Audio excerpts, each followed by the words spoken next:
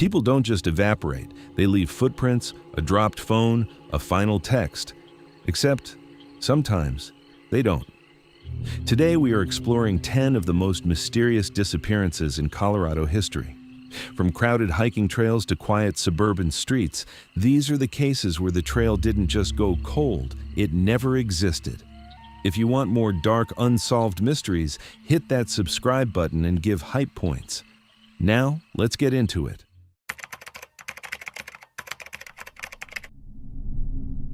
Picture this, a tiny mining town tucked so deep into a Rocky Mountain valley that the sun barely reaches the main street for half the day. Population, about 130 people. The kind of place where the buildings haven't really changed since the 1880s, where the silver ran out a century ago, but the silence stayed. And in a span of just 10 months, 2 men walk into the mountains surrounding this town. Neither of them ever walks back out the same way. One is found deceased with his dog dead beside him. The other, just gone. No bones, no boots, no backpack, nothing. And here's the part that'll keep you up at night. The second man was actively writing a novel about the first. This is the story of Silver Plume, Colorado, and I promise you, by the end of this, you're going to have more questions than answers. Let's set the scene properly, because the location is everything here. Silver Plume sits about 45 miles west of Denver, right off Interstate 70. But don't let the proximity to a major highway fool you. The second you pull off that exit, you're stepping into another century. Wooden boardwalks, tin-roofed cottages clinging to the side of the valley, a schoolhouse from the 1890s, and looming over everything, a 12,275-foot peak called Pendleton Mountain that swallows the sky. In the late 1980s, this place had maybe 130 full-time residents. Everybody knew everybody. Outsiders were noticed immediately. Eccentrics were tolerated because the town itself was an eccentric. And the mountains? The mountains were beautiful, yes, but they were also pathless, steep, choked with loose rock called scree and dense vegetation that could swallow a man whole in about 30 seconds. This is the kind of place where, if something bad happens, the wilderness itself becomes an accomplice. Tom Young was a fixture in Silver Plume. He owned a small bookstore on Main Street in this old historic building called the Knights of Pythias Hall. Quiet guy, reclusive, the type who'd rather talk to his dog than to a customer. His dog, Gus, went pretty much everywhere with him. Locals described Tom as harmless, a little odd maybe, but woven into the fabric of the town. Then comes September 7th, 1987. Tom closes his bookstore, locks the door, tells a few people he's planning to take a vacation to Europe. Then, instead of getting on a plane, he walks into the surrounding mountains with Gus, and he never comes back. For 10 months, nobody knows where he is. He's just gone. The bookstore sits dark and empty. Now, this is where it gets strange, because while Tom is missing, while his shop sits vacant, someone new shows up in town. Keith Reinhard was 50 years old. He lived in the suburbs of Chicago, where he worked as a sports writer for the Daily Herald. He had a wife, 2 grown kids, a normal, suburban, Midwestern life. But Keith was at a crossroads. He wanted more. He'd always dreamed of writing a novel, and he had this very specific personal demon he wanted to conquer, a severe, lifelong fear of heights. So in the summer of 1988, Keith takes a 90-day leave of absence from his job. He leaves his family in Illinois, and he drives west, looking for someplace remote, someplace inspiring, someplace where he could finally write the book that was bouncing around in his head. He lands in Silver Plume. And here's the first impossible coincidence. Keith doesn't just move to town. He rents a storefront on Main Street, the exact same storefront, the exact bookstore that Tom Young had walked away from less than a year earlier. He sets up an antique shop, same building, same door, same windows looking out onto the same quiet street. Think about that for a second. Of all the empty buildings he could have rented in Colorado, he picks the one belonging to the missing man. July 31st, 1988. 2 hunters are walking through the rugged terrain outside Silver Plume when they spot something. Bones, human bones, and next to them, the smaller skeleton of a dog. A revolver is found at the scene, It's Tom Young and Gus. The local authorities take one look at the scene and rule it a self-inflicted death. Case closed. Tom walked into the mountains and took his own life, along with his dogs. End of story. But hold on a second. Let's actually look at that. Because this is where the logic gap kicks in hard. When a person decides to take their own life, what do they almost always do for their pets? They make arrangements, they drop the dog at a friend's house, they call a relative, they leave a note. Pet owners overwhelmingly do not take the lives of their beloved animals before taking their own. It's a behavioral outlier so rare that it should have raised every red flag in the building. But the ruling stood, death by his own hand. And the news of the discovery hit Silver Plume like a thunderclap, especially for one person. Keith Reinhardt, sitting in Tom Young's old shop hearing this news, something inside him snaps. He becomes obsessed, completely consumed by Tom's story. He starts asking questions around town. Who knew Tom? What was he like? Where did he hike? What was he running from? And meanwhile, the novel he's been writing? It pivots. He creates a character, this fictional man named Guy Gypsum, who is essentially Tom Young with a different name. A reclusive man in a small mountain town who walks into the wilderness and vanishes. Keith is writing fiction, but the fiction is starting to bleed into reality. His friends back in Chicago notice he sounds different on the phone, distracted. The locals in Silver Plume notice him digging, asking, pressing. And then comes August 7th, 1988. It's exactly 1 week after Tom's remains were identified. Keith Reinhardt is hungover from a party the night before. He closes up his antique shop in the middle of the afternoon. He tells several people in town that he's going to hike to the summit of Pendleton Mountain. But here's the thing. It's 4:30 in the afternoon. Pendleton Mountain is over 12,000 feet tall. The trail, if you can even call it that, is brutal. Pathless scree fields, steep ledges, the kind of climb that requires a minimum of 6 hours of grinding effort, even for an experienced alpinist. Departing at 4:30 p.m. guarantees you'll be above the tree line in the dark, in freezing temperatures. And Keith? Keith is dressed in jeans, a flannel shirt, and smooth-soled tennis shoes. He's carrying a single can of soda, no water bottle, no flashlight, no jacket, no map. This is not a man going on a serious summit attempt. Let's be clear about that. This is a man going on a walk, or a man going to meet something, or a man saying goodbye. As he leaves, he turns to one of his acquaintances and says, almost as a joke, "If I don't come back, call the rescue." By 10 p.m., he hasn't returned. The call goes out, and what follows is one of the largest search operations in Colorado history. Helicopters, canine units, over 100 ground searchers. They log more than 10,000 man-hours combing those mountains. The search continues for a full week. They find nothing. Not a footprint, not a shred of flannel, not the can of soda, nothing. The search is eventually called off after a small civilian search plane crashes into the rocky terrain, killing the pilot. The mountain, it seems, isn't done taking people. Now we have to stop and actually break this down, because the official story is two unrelated tragedies: a self-inflicted loss, an accidental death by exposure, coincidence. But let's count the coincidences, because they start to stack up in a way that defies probability. 1. Keith moves into the exact storefront of the missing man. Of all the buildings in Colorado, he picks that one. 2. He becomes obsessed with the man's disappearance, to the point of writing a novel about it. 3. He vanishes on the same mountain range, in the same tiny town, almost exactly 1 year later. 4. He vanishes precisely 1 week after the first man's body is recovered. What are the odds? Genuinely.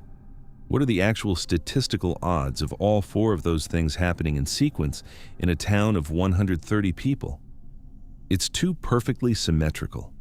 It feels less like coincidence and more like a story being written. And that brings us to the theories. Theory 1. It was always foul play. Tom Young was murdered. Somebody in Silver Plume, or passing through, killed him and his dog and staged the scene to look self-inflicted. The execution of Gus was the mistake. It was the detail that didn't fit. And Keith Reinhardt, This outsider with a journalist's brain who couldn't stop asking questions, who was actively reconstructing Tom's last days for his novel. Keith got too close. He figured something out. And the same person, or people, made sure he disappeared too, permanently. The mountains are a perfect graveyard. No body, no crime. Theory 2. The copycat. Keith, soaked in his own fiction, drunk and hungover and deeply lost in the persona of Guy Gypsum, decided to write the ultimate ending to his book. He faked his own disappearance to mirror Tom's. He walked off into the wilderness, found a place to start a new life under a new name, and let the world wonder. But here's the problem with that theory. Keith had a family, 2 grown kids, a wife, and not a single dollar moves through his accounts after that day. No paper trail, no sighting, ever. People who fake their deaths usually slip up. Keith never did, because he probably never had the chance. Theory 3. The mountain just took him. He got disoriented, fell into a crevice, was covered by snow, and his bones are still up there, somewhere in a place no searcher ever thought to look. This is the boring, statistically likely answer, but it doesn't explain why he went up there in the first place, in jeans, at sunset, with a can of soda. Why? It's been nearly 4 decades. Keith Reinhardt's family is mostly gone now. The bookstore building in Silver Plume has changed hands several times. The trail up Pendleton Mountain is still pathless, still brutal, still indifferent. Tom Young is buried, officially ruled a self-inflicted casualty. The dog is a footnote. Keith is still up there. Or not, nobody knows. And the manuscript, the novel about the man who walked into the mountains and vanished, it was left half-finished on a desk inside that little antique shop. An ending that he never got to write, or maybe an ending he was writing in real time with his own life as the final chapter. 2 men, 1 mountain, 1 bookstore, 10 months apart. In a town of 130 people, lightning struck twice, and nobody in nearly 40 years has been able to explain how.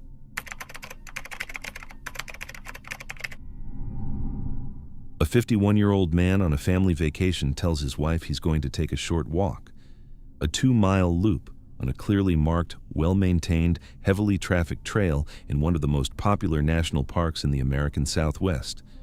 He doesn't take water. He doesn't take supplies. He doesn't need to. He'll be back in an hour. He never comes back. Now, this is where it gets strange. The park launches one of the largest search and rescue operations in the area's history. Helicopters, tracking dogs, mounted units, 70 specialists, 10,000 man-hours combing every inch of that canyon system. They find nothing. Not a footprint, not a button, not a body. 7 years go by. And then an anonymous hiker stumbles across his bones. Not near the trail. Not in a place a lost hiker would logically end up. But miles away. Deep in a sealed-off backcountry canyon. In a place that, frankly, doesn't make any sense at all. This is the story of Mitchell Dale stealing, and it's a story that even with bones in hand has never actually been solved. Let me set the scene properly, because the geography of Mesa Verde is doing a lot of work in this case. Mesa Verde National Park sits in the far southwestern corner of Colorado, just outside the town of Cortez. It's famous for one thing above all else: the cliff dwellings, massive ancient stone villages built into the recesses of sandstone cliffs by the ancestral Pueblo and people, roughly 800 years ago. People come from all over the world to see them. Spruce Tree House, Cliff Palace, Balcony House. These are some of the most photographed archaeological sites on the continent. The park itself sits at over 7,000 feet of elevation. The terrain is high desert mesa. Flat on top, but cut through by deep winding canyons, sheer drop-offs, twisted juniper trees, scrub oak so dense it can swallow a man whole in seconds. And in June, it is hot. Brutally hot. The day Dale disappeared, temperatures hit 102 degrees. The air is so dry that dehydration sneaks up on you. People who live at sea level, who aren't acclimated to thin mountain air, can get into trouble fast. But here's the thing. Despite all that ruggedness, Mesa Verde in summer is not isolated. It is packed. Thousands of tourists, tour buses, families pushing strollers, retirees with cameras around their necks. The trails near the main archaeological sites are some of the most heavily trafficked footpaths in any national park in the United States. This is not the Alaskan backcountry. This is not a remote alpine wilderness. This is a parking lot with ruins. And that's what makes this case so utterly baffling. Dale Stealing was 51 years old. He was from Goliad, Texas. By every account from his family and friends, he was the most ordinary man you could possibly imagine. He had spent his career as a meat cutter and a grocery store manager, working at chains like Dick's Food Store and H-E-B. He retired in 1998 after some health issues and lived a quiet life with his wife, Denian. He was not a hardcore outdoorsman. He was not a survivalist. He was not in peak athletic condition. He was a man who lived near sea level in flat Texas farmland. He also had one specific cognitive quirk that his wife later mentioned. Dale was, in her words, directionally challenged. He got turned around easily. He didn't have a great sense of north and south, the kind of guy who needs a GPS to find his way home from the grocery store. In June 2013, he was on a long-anticipated road trip out west with his wife and his elderly parents, Durrell and Gloria, their first big family vacation in years. They had stops planned all over the Four Corners region. Mesa Verde was just one of them. A normal family, a normal vacation, a normal man. June 9th, 2013. Sunday afternoon. The family arrives at Mesa Verde. They visit the Chapin Mesa Archaeological Museum, standard tourist stuff. They take photos, they learn about the ancient inhabitants.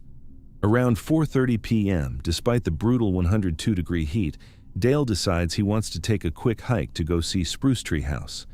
It's a short paved trail, just a quarter of a mile. Easy. His wife says it's too hot for her. She'll wait.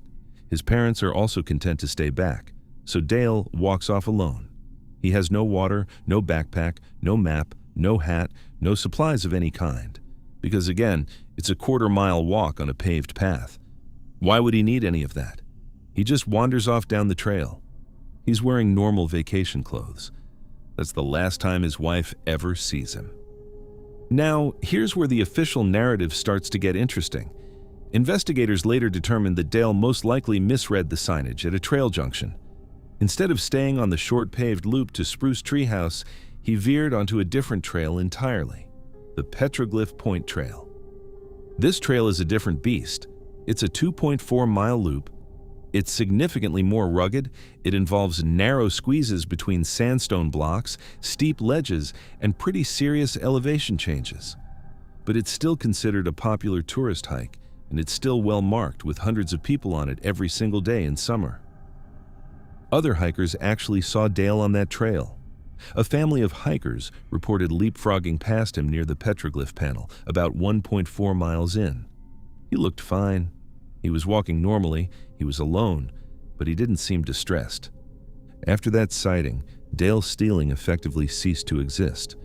When Dale didn't return after a couple of hours, his wife alerted park rangers, and the response was massive. We're talking up to 70 search and rescue personnel, specialized canine tracking units, mounted units on horseback, low-flying helicopters going over every canyon, drones, volunteer searchers from neighboring counties. The search went on for days, then weeks, then years. They found absolutely nothing. But there was one chilling clue early on. A hiker came forward and reported that on the late afternoon of June 9th, around the time Dale had been on the trail, they had heard a man's voice. A gravelly, weary male voice calling out from somewhere above the trail in the cliffs. The voice was calling, "I need some help." The reporting hiker didn't have cell service. They correctly assessed that trying to climb off trail toward the voice would likely make them a second casualty in dangerous terrain. So they waited until they got back to the trailhead to report it. By the time search and rescue could get to the area, the voice was gone. No matter how thoroughly they grid searched that section of canyon, they couldn't find the source. Was it Dale? Almost certainly yes. He was the only person known to be missing in that exact area at that exact time.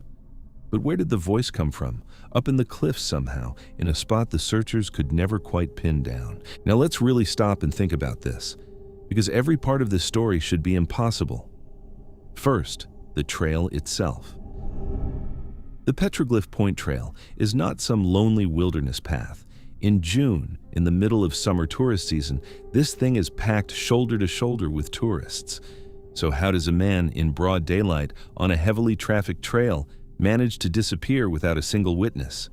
Where on this narrow trail, with a rock wall on one side and a drop on the other, can you just step off without anybody noticing? If you fell off the cliff, someone hears you. If you wandered off the path into the brush, someone sees you. The trail is too crowded for either of those things to happen invisibly. But it happened. Somehow. Second, the dogs. When search and rescue brought in cadaver dogs and scent tracking dogs, you would expect them to follow Dale's trail to a specific point and then alert.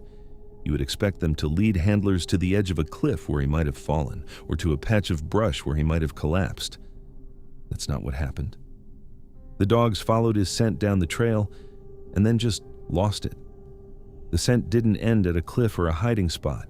It just dissolved, as if Dale had stopped walking and been lifted off the path. How does that happen?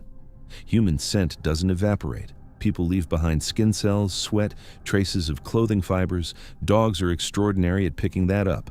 Unless Dale was somehow physically transported off the trail and onto a completely different vector, his scent should have been recoverable. It wasn't. September 16th, 2020. 7 years and 3 months after Dale stealing vanished, park authorities receive an anonymous tip. A hiker exploring an off-limits, backcountry sector of the park west of Durango has stumbled onto human remains. Search crews follow the tip. They find Dale, or what's left of him. Scattered skeletal remains, his driver's license, his credit cards. Identification confirms what everyone fears. But here is where the story breaks open. The location of his remains is approximately 4.2 miles from where he was last seen on the Petroglyph Point Trail. More importantly, his remains are more than 2 miles from the nearest established trail of any kind.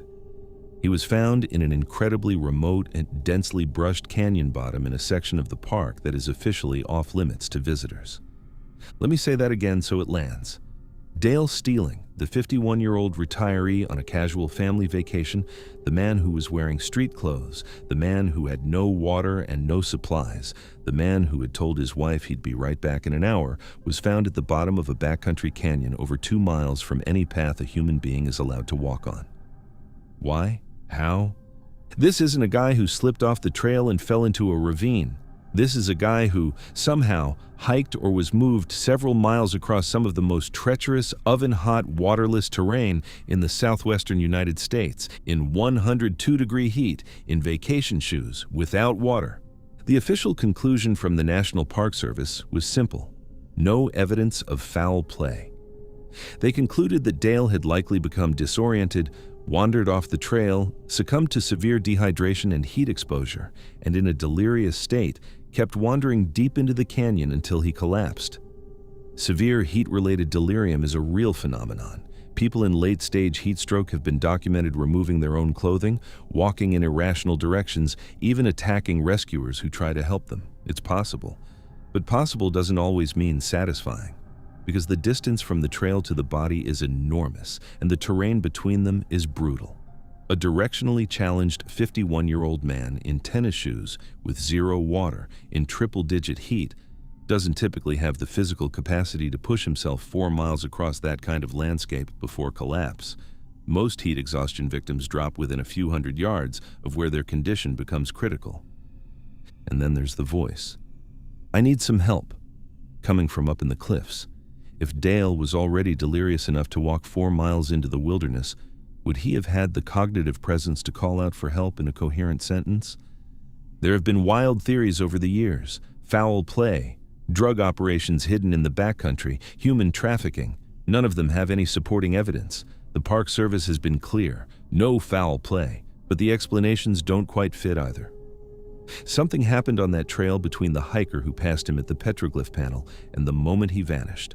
Something we don't have an answer for. Maybe we never will. Dale Stealing's family finally got to bury him in 2020.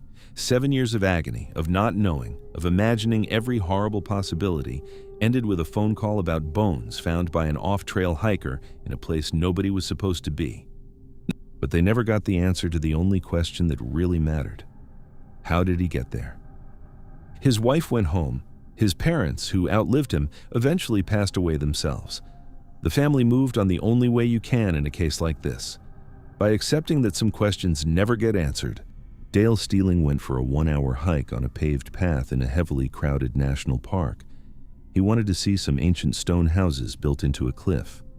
He ended up 4 miles deep in a sealed-off canyon in terrain he had no business being in, with no apparent way to have gotten there.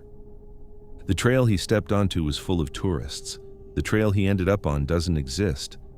And somewhere in the silence between those two places, a 51-year-old man walked into a mystery that the National Park Service, the search dogs, and 7 years of investigation have never been able to explain.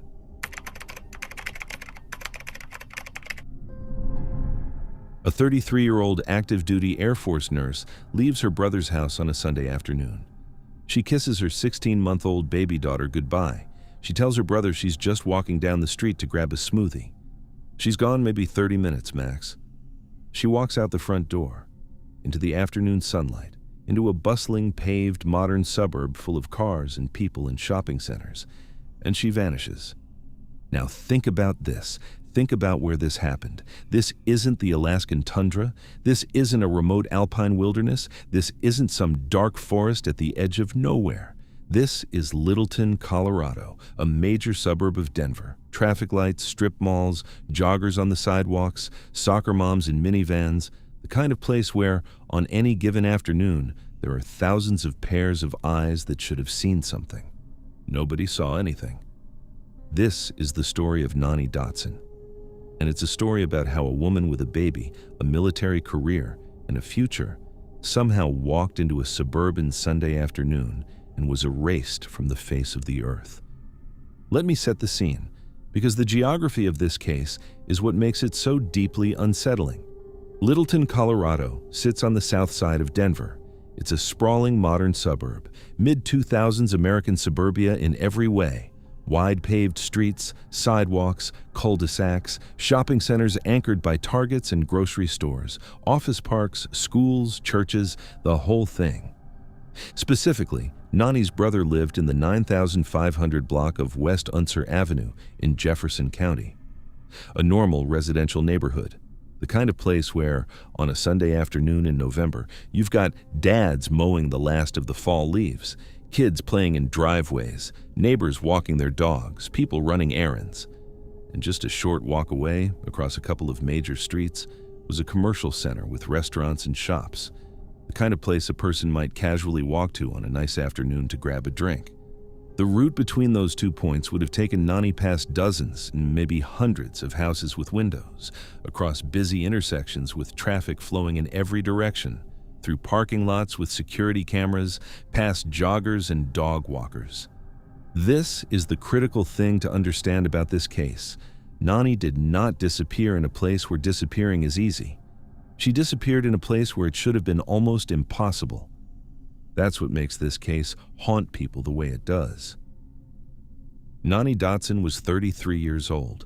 She was a first lieutenant in the United States Air Force, stationed at Lackland Air Force Base in San Antonio, Texas. Her specialty was intensive care nursing. She worked with critically ill patients, the kind of job that demands extreme discipline, attention to detail, and emotional steadiness.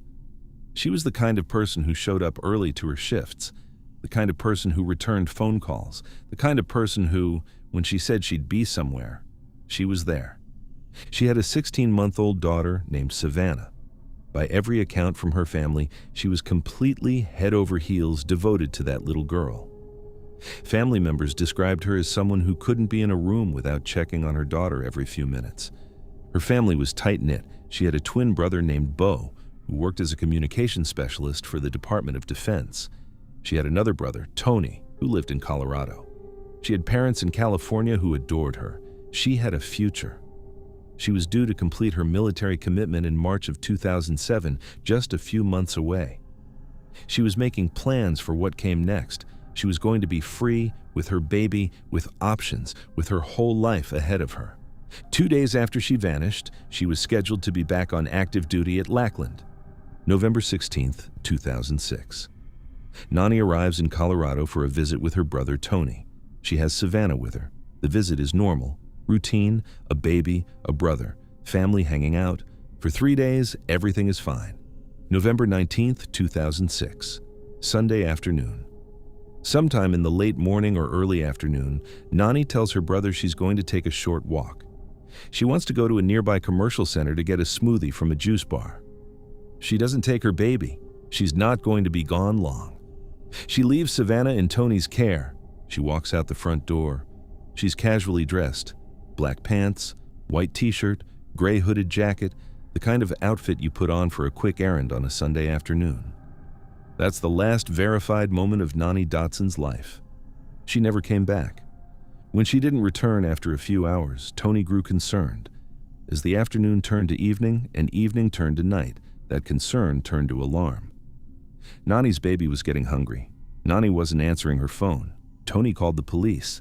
A missing persons case opened that night, and it has never closed. Investigators did the obvious things. They searched the route between Tony's house and the commercial center. They checked the smoothie shop. They pulled security camera footage from every business in the area. They brought in K9 units to track Nani's scent. The dogs picked up her scent leaving Tony's house. They followed it down the sidewalk, across the neighborhood, and out toward a nearby open field. And then the scent just stopped, vanished. The dogs lost it in the middle of nowhere. Not at a building, not at a doorway, not at the smoothie shop, in an open area. What does that suggest? It suggests one of two things. Either Nani got into a vehicle at that spot voluntarily, which would have stopped her ground scent, or she was forced into a vehicle at that spot against her will. Either way, the trail ended there. Her cell phone records yielded one final clue: a single ping, triangulated near the intersection of the C470 highway and Kipling Parkway, a major suburban traffic artery, roughly the same area where the dog scent died. After that ping, the phone went silent forever. It never connected to another cell tower. It was likely destroyed, or its battery was removed within an hour or two of her disappearance. Investigators searched the highway corridor. They searched ditches and drainage culverts and overgrown lots. They searched for weeks. They searched for months. They found absolutely nothing. Now let's stop and really think about what's being suggested as alternative explanations, because this is where the case eats itself alive. The first theory, the easy one, the lazy one, was that Nani just walked away from her life. She was an active-duty military officer about to finish her commitment. Maybe she just wanted out. Maybe the pressure got to her. Maybe she had a breakdown and decided to vanish into a new identity. Let's tear that apart. This is a woman who was a first lieutenant in the United States Air Force. She had a 16-month-old daughter she adored. She was scheduled to be back on duty in 48 hours. Walking away from your life in this scenario doesn't just mean ditching your job. It means going AWOL from the United States military. It means abandoning your only child to be raised by other people. It means destroying your career, your family, and your identity. You do not do that to grab a smoothie. You do not slip out for a quick errand and then casually decide to never see your baby again. People who fake their own disappearance plan for it. They withdraw money. They pack a bag. They prepare an escape.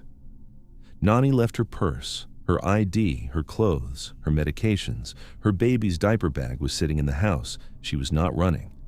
The second theory was that she chose to end her own life. Maybe she walked off somewhere and harmed herself. But again, the math doesn't work. Where? Where in this paved, populated, well-lit suburb does a woman find a place to take her own life without anyone noticing? Where do remains lie undiscovered for nearly 2 decades in the middle of a major metropolitan area? It defies belief. The third theory, the most likely one, is that she was abducted. But here's the impossible logic gap. If somebody grabbed her off that sidewalk, how did nobody see it? A 33-year-old, physically fit, military-trained woman doesn't go quietly. There would have been a struggle. There would have been screaming. There would have been a scene. Sunday afternoon, bright sunlight, houses with windows on every side, cars driving by every minute, dog walkers, joggers, nobody saw anything. The only way that math works is if she was deceived into approaching a vehicle willingly, someone she trusted enough to walk over to. Hey Nani, need a ride? Conversation. A moment where she got close enough to be grabbed in seconds and pulled inside before she could react, which raises the obvious next question. Who? Investigators focused on two avenues from the start. First, Nani's ex-boyfriend in Texas, a 53-year-old man named Edward Valey. He was the father of her baby. They had never married, and just 2 months before Nani's disappearance, a Texas judge had ordered him to pay her $10,000 in retroactive child support, plus $900 a month going forward until Savannah was 18. That's a financial motive. That's a custody motive. That's a control motive. Detectives took it seriously. But Vale cooperated fully. He produced physical receipts, documentation, proof of his location in San Antonio on the day Nani vanished. The receipts checked out. His alibi was airtight. He was 800 miles away when Nani walked out the door, and he had the paperwork to prove it. Custody of Savannah was eventually awarded to Nani's parents in California, rather than to Vale. The courts essentially decided to keep the baby out of his custody during the investigation. That left investigators with one obvious lingering question. If Vale was clear, then who was the last person to see Nani alive? Her brother, Tony Dotson. In 2006, there was no evidence pointing toward Tony. No motive that anyone could establish. He was Nani's brother. They were close. He'd been hosting her for the weekend. There was no reason to suspect him of anything. But then, in 2014, 8 years after Nani disappeared, Tony Dotson was convicted, in a completely separate case, of sexual assault with a deadly weapon. He received a sentence of 48 years to life. And then, while serving that sentence in prison, he was convicted of another crime: criminal solicitation to commit murder, trying to arrange a killing from behind bars. So now you have this picture. The last person to see Nani Dotson alive, her own brother, who, 8 years later, would be revealed as a man capable of extreme sexual violence and capable of arranging a murder. Now, to be clear, Tony has never been officially named a suspect by the Jefferson County Sheriff's Office in Nani's case. He's never been charged. There is no public evidence directly tying him to her disappearance. The case is still considered open and unsolved. But once you know that information, it's very hard not to look at the 2006 timeline through different eyes. A brother, alone in a house with his sister. A sister who walks out the door alone and is never seen again. A K9 trail that ends in a field. A phone that pings once and dies. Almost 2 decades have passed since Nani Dotson walked out of her brother's house in Littleton. There is no body. There is no crime scene. There are no formal suspects. There are no charges. There is no resolution. Her daughter Savannah is now in her 20s. She grew up without her mother. Raised by her grandparents in California, she has photographs and stories and the testimonies of family members who loved Nani deeply. But she does not have her mom. Her family has spent every year since 2006 begging for answers, offering rewards, doing interviews, keeping the case alive. Her twin brother Bo, the Department of Defense communications specialist, has used every contact and every platform he has to try to push the investigation forward. And the case just sits there. A K9 trail that ends in a field, a cell phone that pinged once near a highway, a baby who never saw her mother again. She was an Air Force officer, a nurse, a mother, a daughter, a sister, a twin, a friend. She had a future scheduled, in writing, just 48 hours away. She walked out a front door in a suburban neighborhood, in broad daylight, in November sunshine, to get a smoothie. She did not come back. And nearly 20 years later, in one of the busiest suburbs in America, surrounded by witnesses who didn't witness, by cameras that didn't catch her, by streets that swallowed her whole, Nani Dotson is still out there. Somewhere.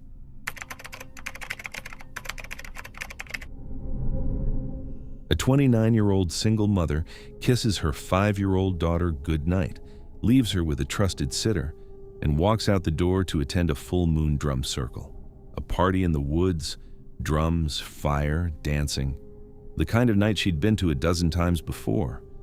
She never comes home, no phone call, no goodbye. Her medications sit on the counter.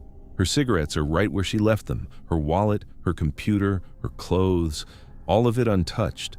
But here's the part that makes this case different from every other missing person story you've ever heard. The people in her town, they know what happened to her. A lot of them know. Some of them have even bragged about it at parties, and nobody in almost a decade has been arrested. This is the story of Crystal Risinger. And by the end of this, you're going to understand why peace and love can be the most dangerous mask of all. Let me paint Crestone for you, because the location is everything in this case. Crestone sits in the San Luis Valley of southern Colorado, tucked right up against the towering, jagged peaks of the Sangre de Cristo Mountains. The name itself means blood of Christ in Spanish, given because the snow on the peaks turns a deep, eerie red at sunset. The population? Maybe a few hundred full-time residents. Maybe. Nobody really knows because half the people living there are off-grid, in yurts, in cabins, in school buses parked deep in the brush. It's known across the New Age world as a Mecca, a place where, since the 1980s, religious centers from every tradition on earth have set up shop. Buddhists, Hindus, Christian mystics, Sufi orders. You name it, somebody's meditating about it in Crestone. On the surface, the vibe is exactly what you'd expect.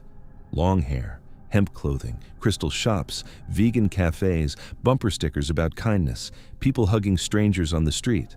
Some residents will tell you, with a completely straight face, that the valley itself is a portal to other dimensions. Nobody locks their doors because crime isn't supposed to exist here.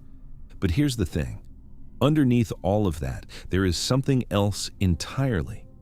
Because where you have a transient population, where you have people running from old lives and old names, where you have isolation and zero police presence, you get a shadow culture. And in Crestone, that shadow is methamphetamine. It's an open secret. The town has a serious meth problem, and it has a population of drifters, predators, and addicts who use the spiritual aesthetic as a cover. They go by nicknames, aliases. Catfish John, Dreddy Brian. You never learn their real names. You're not supposed to. This is the world Crystal Risinger walked into. Crystal was 29 years old. She had a little girl, just 5 years old, named Akasha, but everyone called her Kasha. By every account from her family and friends, Crystal was devoted to that kid. Absolutely devoted. She was the center of Crystal's world. She came to Crestone the way a lot of people do, looking for something. She had recently transformed her look, blonde dreadlocks, piercings, gauges in her ears, tattoos. She'd gone full hippie. She was vegan. She wanted spiritual enlightenment, a clean start, a community. She got a job at a local brewery. She rented an apartment in downtown Crestone. She made friends.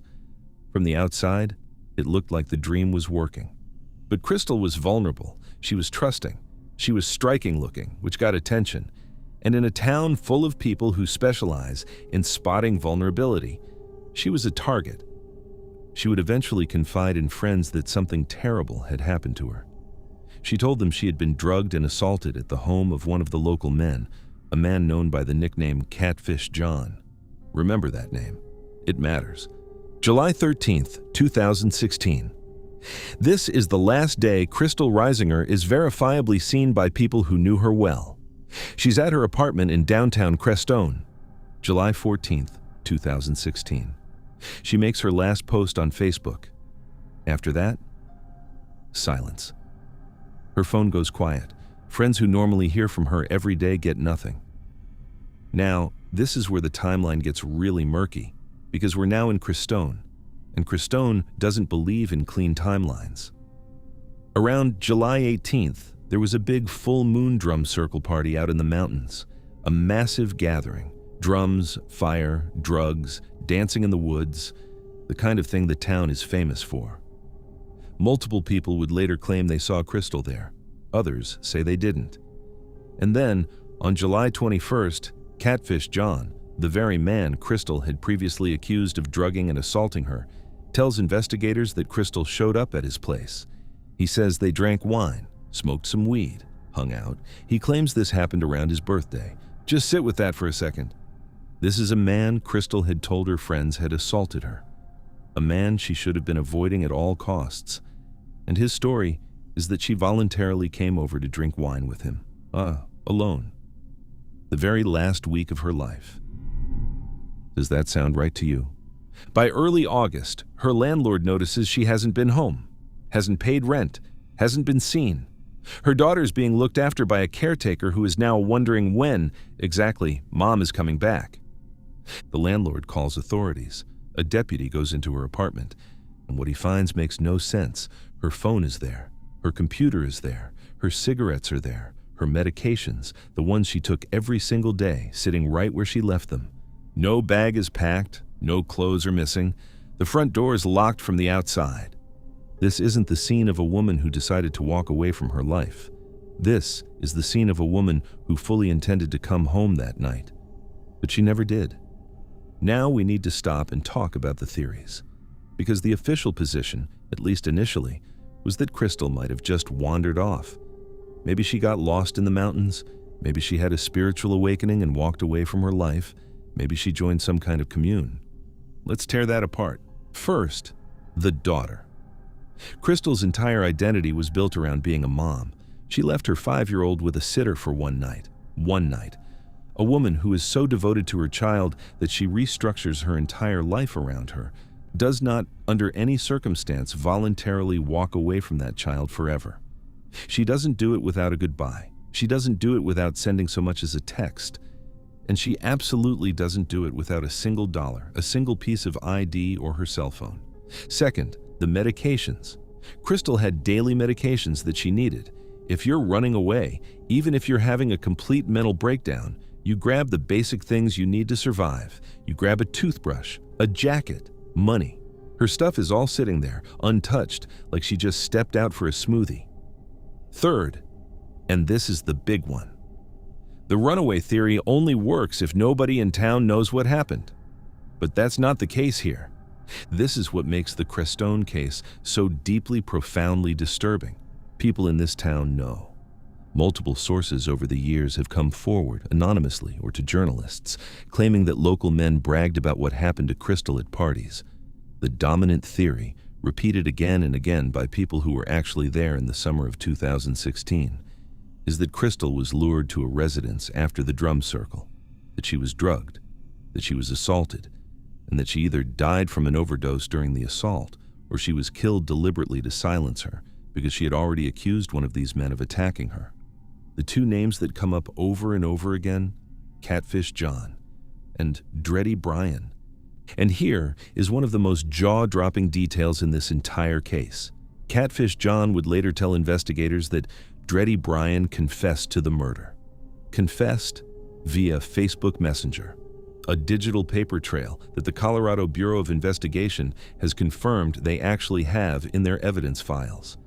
In the same breath, Catfish John also tried to spread the rumor that Crystal Reisinger wasn't her real name, that she was some kind of government secret, that the whole thing was a conspiracy. Classic disinformation. Throw enough mud, and maybe people forget the original question. Then, conveniently, both Catfish John and Dreddy Brian died. Under murky circumstances, years apart, taking their secrets and their confessions with them.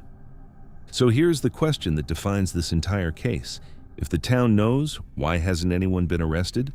How does a community built entirely on the principles of karma, spiritual purity, healing energy, and universal love actively cover up the brutal assault and murder of a young single mother? The answer is uncomfortable, and it's the thing that makes this story so much darker than it appears. You don't talk to the cops here. Period. The transient population is full of people running from warrants in other states, people with sketchy pasts, people who can't afford for any law enforcement anywhere to start pulling threads. The drug network is intertwined with everything else. If you talk, you're cut off, you're shunned, or worse. And so the spiritual seekers, the meditators, the crystal healers, the people who would tell you they wouldn't hurt a fly, they look the other way. They keep their mouths shut. They mind their own karma. The peace and love facade isn't a lie, exactly. It's just a layer. And underneath that layer is a wall of silence so thick that an entire criminal investigation can't punch through it. In 2017 and 2018, a true crime podcast called Up and Vanished turned its full attention to the case. Journalists moved into town for months at a time. They interviewed dozens of locals. They got people to talk, on tape, who'd never spoken before. The Colorado Bureau of Investigation eventually picked up the case. In 2018, they officially confirmed they suspected foul play. In 2025, almost a decade after Crystal vanished, the CBI sent 4 specialized human remains detection dogs to a specific location tied to the investigation. They're still looking, still searching, still trying to break the wall. But as of right now, no one has been charged, no one has been arrested, no body has been found. Crystal's daughter is now a teenager. She grew up without a mother. Her grandparents have spent every year since 2016 begging for answers, offering rewards, going on television, doing everything they can to keep her name alive. And the town goes on. The drum circles still happen. The full moons still rise over the Sangre de Cristo peaks. The Tibetan flags still flutter in the wind. People still walk down Main Street and tell you that this place is sacred. Crystal Reisinger went looking for enlightenment. She found a community that promised her healing. And then that community closed ranks around the people who hurt her and made her disappear like she was never there at all. The mountains know what happened. The town knows what happened. And nobody, almost a decade later, is willing to say it out loud.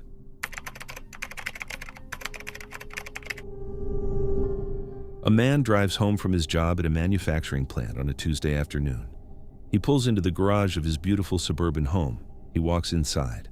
And then, just minutes later, he's on the phone with 911, sobbing, panicked, saying his wife and 6-year-old daughter are gone.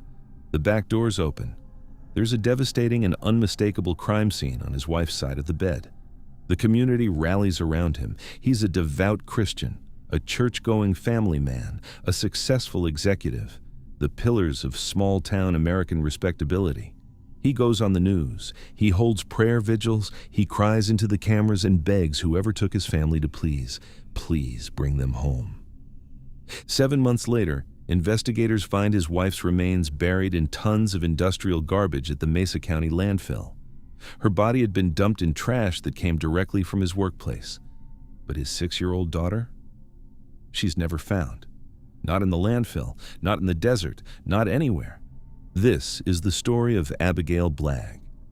And it's a story about a man who took the entire truth of what happened that morning, locked it inside his head, and decided that he would rather rot in prison than ever say a word about where his little girl is. Let me set the scene, because the atmosphere of this case is part of what makes it so haunting. Grand Junction sits on Colorado's western slope, tucked into a valley surrounded by sandstone mesas and high desert. The Colorado River cuts right through town. The land all around is red rock, sagebrush, juniper trees, and miles of empty, undeveloped wilderness. It's beautiful, it's quiet, and it's exactly the kind of place where a determined person with a few hours and a shovel could hide a body forever. But the town itself? The town is wholesome, family-oriented, deeply religious, conservative values, strong churches, community potlucks. The kind of place where everyone knows the local pastor, and your kid's little league coach is also the guy who sells you insurance. The Blagg family lived in a quiet residential neighborhood on Pine Terrace Court. A modest, well-kept home, manicured lawn, American flag, Christmas decorations already starting to go up that November of 2001. If you'd driven past that house on November 12, 2001, you would have seen what looked like the perfect American family inside. You would have been completely wrong.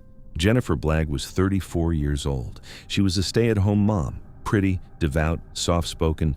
Friends described her as gentle, kind, and incredibly devoted to her faith. She volunteered at her church. She homeschooled her daughter. That daughter was Abigail. Everyone called her Abby. She was 6 years old, long brown hair, a big smile. 4 feet tall and 44 pounds. She loved her stuffed animals. She loved her mom. She loved her dad. The husband and father, Michael Blagg, was 37. He was the operations director at the Ametek-Dixon manufacturing plant in Grand Junction.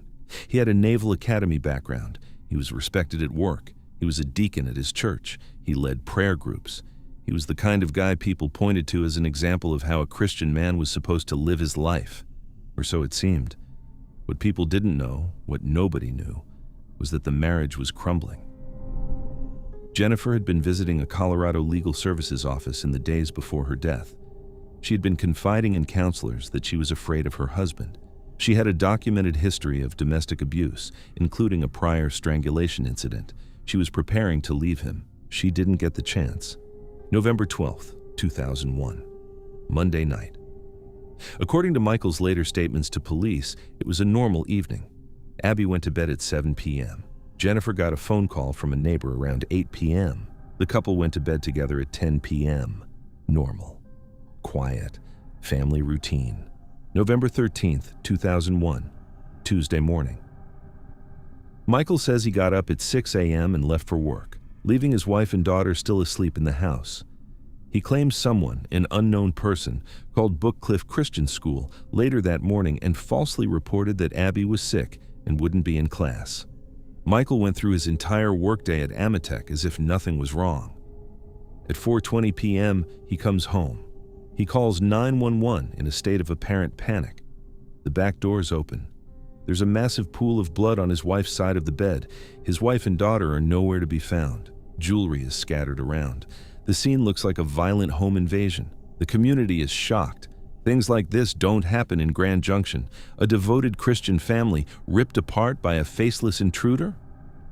Michael becomes the face of the search. He goes on television. He cries. He clutches his Bible. He organizes prayer vigils. He stands at podiums and begs the public for help. He calls the unknown attacker a monster. He talks about his wife's gentle soul and his daughter's beautiful spirit. And people believed him, initially, strongly, for a while. Now let's stop and actually look at the scene, because the moment investigators started examining the so-called home invasion, the story started falling apart. The back door was indeed open. Okay, but the lock wasn't broken. There was no forced entry anywhere in the house, so our hypothetical intruder either had a key, or Jennifer had let him in, or the door had been opened from the inside as part of a staging. The blood on the bed was massive, saturating the mattress on Jennifer's side. But here's the question that should have been the first one anyone asked. If someone violently murdered Jennifer in that bed and then physically carried her body out of the house, where is the blood trail? Where are the drips on the carpet between the bedroom and the back door? Where are the bloody footprints? Where are the smears on the doorframe? There weren't any. The scene was clean.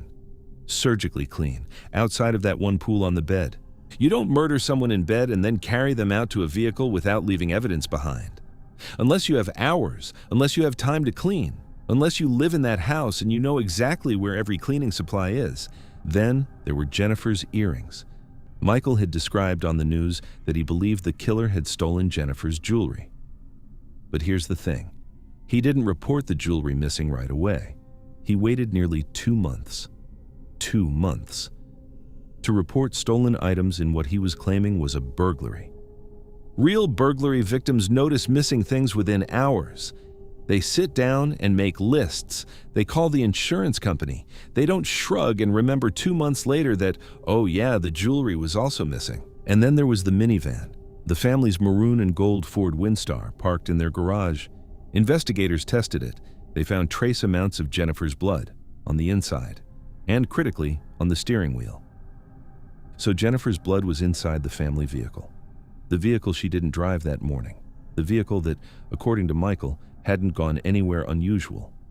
How did her blood get on the steering wheel of her own car if a random intruder had attacked her in bed? It didn't, because there was no intruder. While the investigation was unfolding, detectives were also pulling apart Michael Blagg's life. And what they found was, frankly, the opposite of everything he projected on television. The Christian deacon, the man who led prayer groups. Investigators discovered he had a severe, long-running pornography addiction.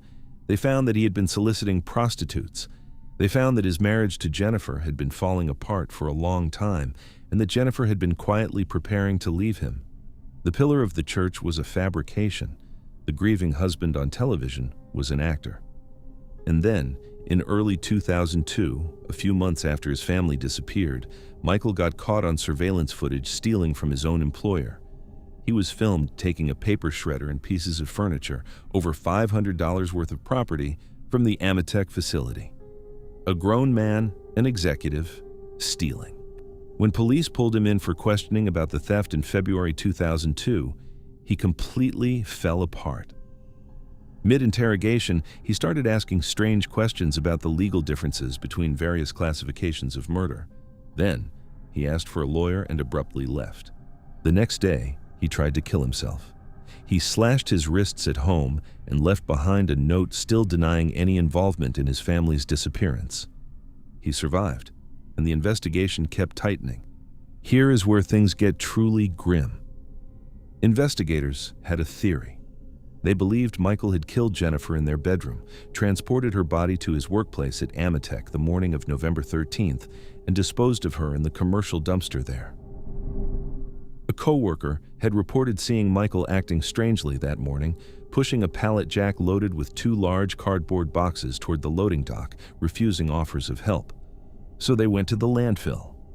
For weeks, search teams dug through the Mesa County landfill, tons and tons of garbage. They were specifically tracking the trash from Ametek, looking for the layer that would have been deposited on November 13th. On June 4th, 2002, they found her. Jennifer's remains wrapped in a red and black tent that had come from the Blagg family's own garage. She was buried in a concentrated plume of Ametek trash, including Home Depot flyers that had specifically come from inside the manufacturing facility. The autopsy revealed something critical. Jennifer's body still had her dental retainer in place. She only wore that retainer at night when she was sleeping, which meant forensic pathologists could state definitively that Jennifer was shot in her own bed while she was asleep. The entire "she let an intruder in during the daytime" theory? Demolished. She was killed in her sleep. The killer had been inside the house with her in the bedroom. But here's the part that haunts everyone who studies this case. They found Jennifer. They went through tons of garbage to find her. They never found Abby, a 6-year-old child, 44 pounds, vanished completely. Not in the landfill, not in the same trash plume as her mother, not anywhere investigators have ever been able to locate. This is the darkest logic gap of the whole case. If Michael killed Jennifer in bed that morning, why didn't he dispose of both of them the same way? Why take the additional risk, the additional time, the additional exposure of hiding his daughter in an entirely separate location? Time was already against him. He had a workday to get to. He had alibis to construct. Every minute he spent doing something extra was a minute he could have been caught. So why separate them? The most likely answer is the one nobody wants to think about. Investigators believe Abby may have woken up that morning. Maybe she heard something. Maybe she walked in.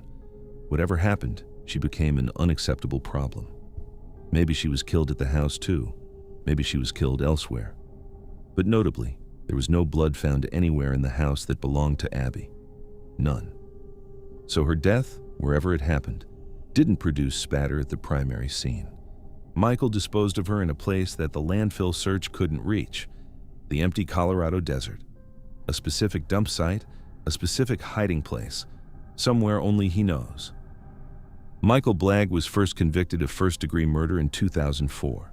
He was sentenced to life in prison. But years later, that conviction was vacated because a juror had lied during jury selection about her own history as a domestic violence victim. The case was retried in 2018. This time, Michael's defense pushed hard on a new theory. They argued there had been an intruder after all. They argued police suffered from confirmation bias. Michael even took the stand in his own defense. It didn't work. In April 2018, a jury convicted him a second time. He's back in prison serving life. And throughout all of it, through 2 trials, through 24 years of investigation, through pleas from Jennifer's family, through pleas from Abby's grandparents, Michael Blagg has refused to say one single word about where his daughter is. She would be in her early 30s now. She would be a grown woman, maybe a mother of her own kids. Instead, she is somewhere in the Colorado high desert, in a place known only to one man. And that man would rather take that secret to his grave than give Abby's family the simple mercy of a burial. The mother got justice. The daughter got silence. A 6-year-old girl is still out there, lost in the red rocks and the sagebrush, the final cruel secret of a man who once held a Bible on television and called himself a father.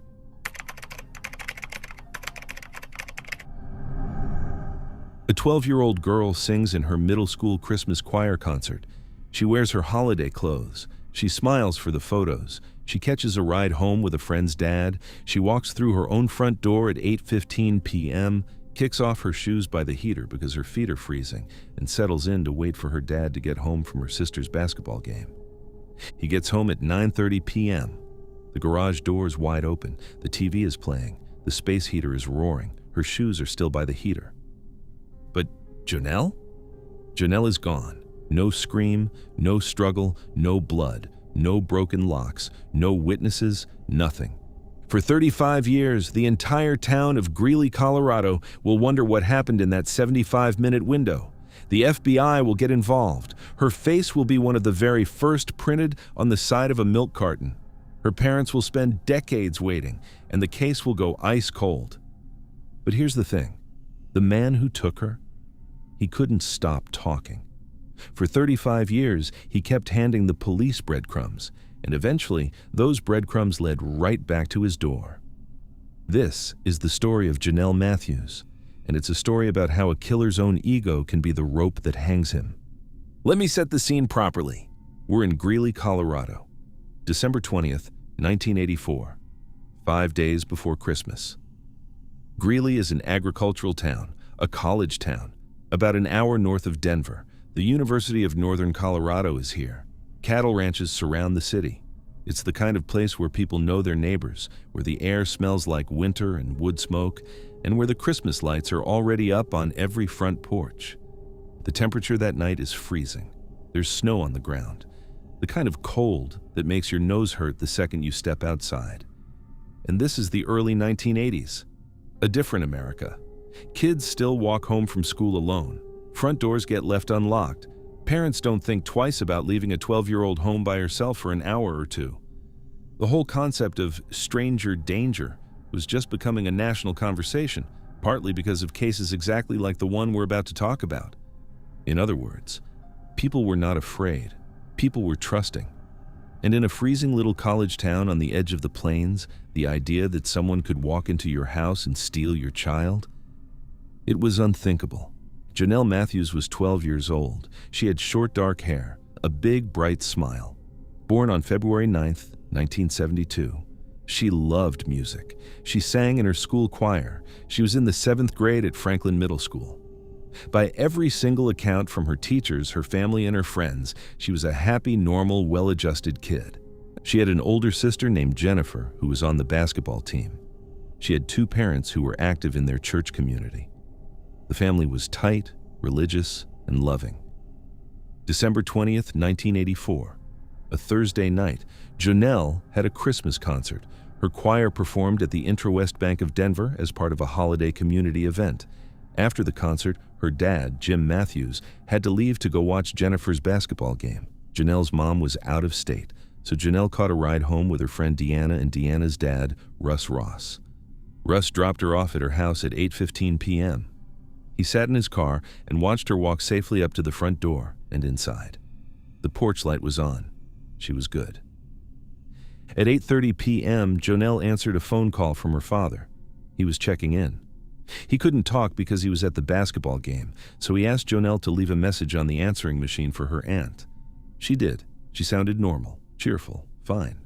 That voice on the answering machine would turn out to be the very last verified proof of life anyone has of Janelle Matthews.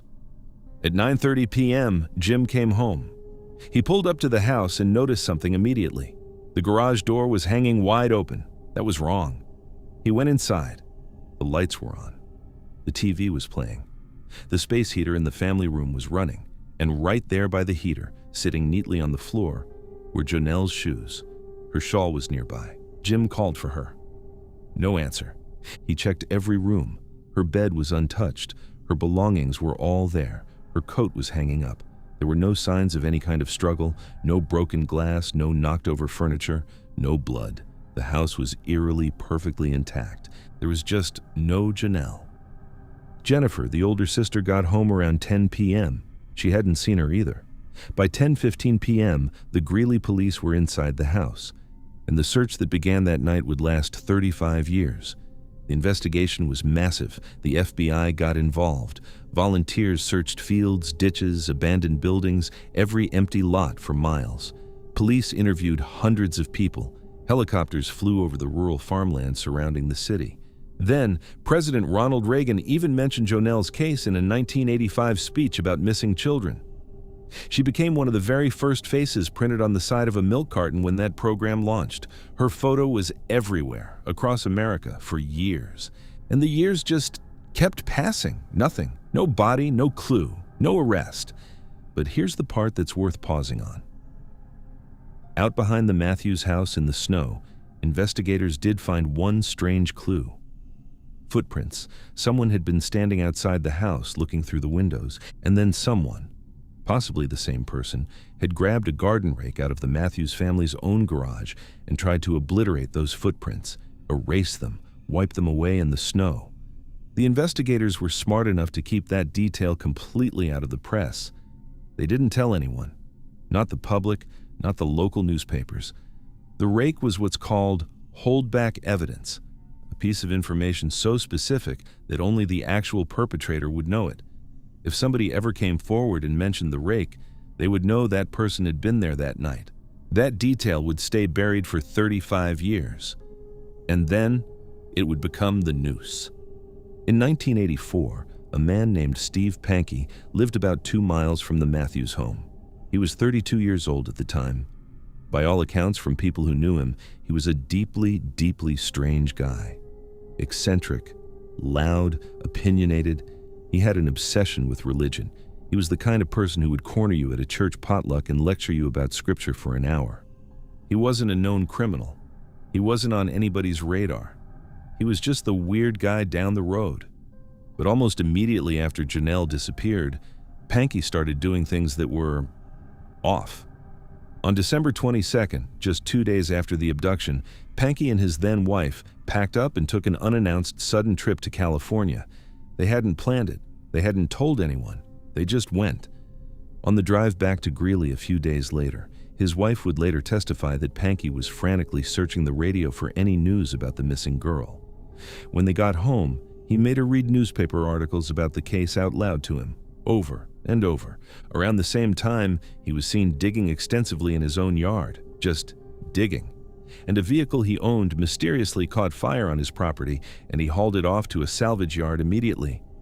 Then there were the public outbursts. At a church service in early 1985, the minister offered a prayer asking that Jonell be found safe. Pankey, sitting in the pew, muttered to his wife that the minister was a false prophet. Years later, at the funeral for his own son, who had been murdered in an unrelated incident, his ex-wife heard Pankey say, "I hope God didn't allow this to happen because of Jonell Matthews." That's an admission. Sitting in a pew at his own kid's funeral. Now let's stop and think about this, because the entire Pankey paradox is what makes this case so fascinating. He committed a crime so clean, so perfect, that the FBI couldn't crack it for 3 decades. There was no forensic evidence at the scene. He left no fingerprints, no DNA. He took the body somewhere police never thought to look. He pulled off, by any objective standard, an almost perfect crime. So here's the question. If you got away with it completely, with zero pressure on you, why on earth would you spend the next 35 years volunteering yourself as a suspect? Because that's what Pankey did. Over the course of 3 decades, he repeatedly contacted law enforcement agencies in multiple states, offering to share information about the Matthews case. He demanded immunity in exchange for talking. He sent letters to prosecutors. He mentioned the case during failed political campaigns. He ran for governor of Idaho in 2014 and 2018, and he brought up Jonell Matthews at his political rallies, unprompted. It was as if he physically could not stand the fact that nobody knew how clever he had been. He needed to be seen. He needed the police to know he'd pulled it off. And then, in his back-and-forth correspondence with investigators over the years, he made a mistake. A big one. He started mentioning specific details about the crime that had never been released to the public, including, most damningly, the rake. He talked about the use of a rake to cover up footprints in the snow at the Matthews home on the night of the abduction. The holdback detail. The one piece of information that only the actual killer could possibly know. He just blurted it out. His defense later tried to argue that he only knew about the rake because police had improperly disclosed it to him during one of their many interviews. But the prosecution maintained that nothing of the sort had happened. He knew about the rake because he was the one who'd used it. July 23rd, 2019.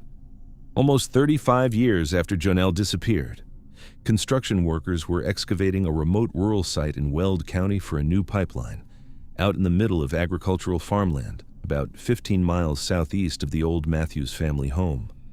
The kind of place nobody had ever thought to search. They uncovered human remains. DNA testing confirmed what investigators had feared for decades. It was Jonelle Matthews. The forensic examination determined her cause of death, a single fatal gunshot wound. She had been out there the entire time, in a field, just 15 miles from home. The discovery of Jonelle's body gave police the leverage they needed to finally move on Steve Pankey. He was arrested in 2020 in Idaho. He was charged with first-degree murder and kidnapping. His first trial in 2021 ended in a hung jury. They couldn't quite reach unanimity on the murder charges, though they did convict him of making false statements to law enforcement. The prosecution tried him again. In October 2022, a Weld County jury convicted Stephen Pankey of second-degree kidnapping and felony murder. He was 71 years old by then. He was sentenced to 20 years to life. His earliest possible release would be in 2042, when he would be 91 years old. So how did a case stay cold for 35 years and then crack open? It cracked because the perpetrator couldn't keep his mouth shut. Steve Pankey pulled off an abduction in 1984, so clean that he should have died a free man. There was no DNA technology that could touch him. There were no eyewitnesses. There was no security camera footage. He had every advantage that a 1980s criminal could possibly want, but he had one fatal flaw. He needed people to know. He needed the police to look at him and see how smart he was. He needed the world to understand that the boring, eccentric guy down the road had outsmarted everyone. That ego, that compulsive need to insert himself into the investigation, is what put him in prison. He literally pointed the police back at himself year after year, until the day a pipeline crew turned up Jonelle's bones in a field. Jonelle Matthews was 12 years old. She sang Christmas songs. She came home, took off her shoes by the heater, and made a phone message for her dad. Then a man stood outside her window in the snow, watching. He came inside. He took her. He raked his footprints away. And then, for the next 35 years, he could not stop talking about her. The crime was almost perfect. The killer was not.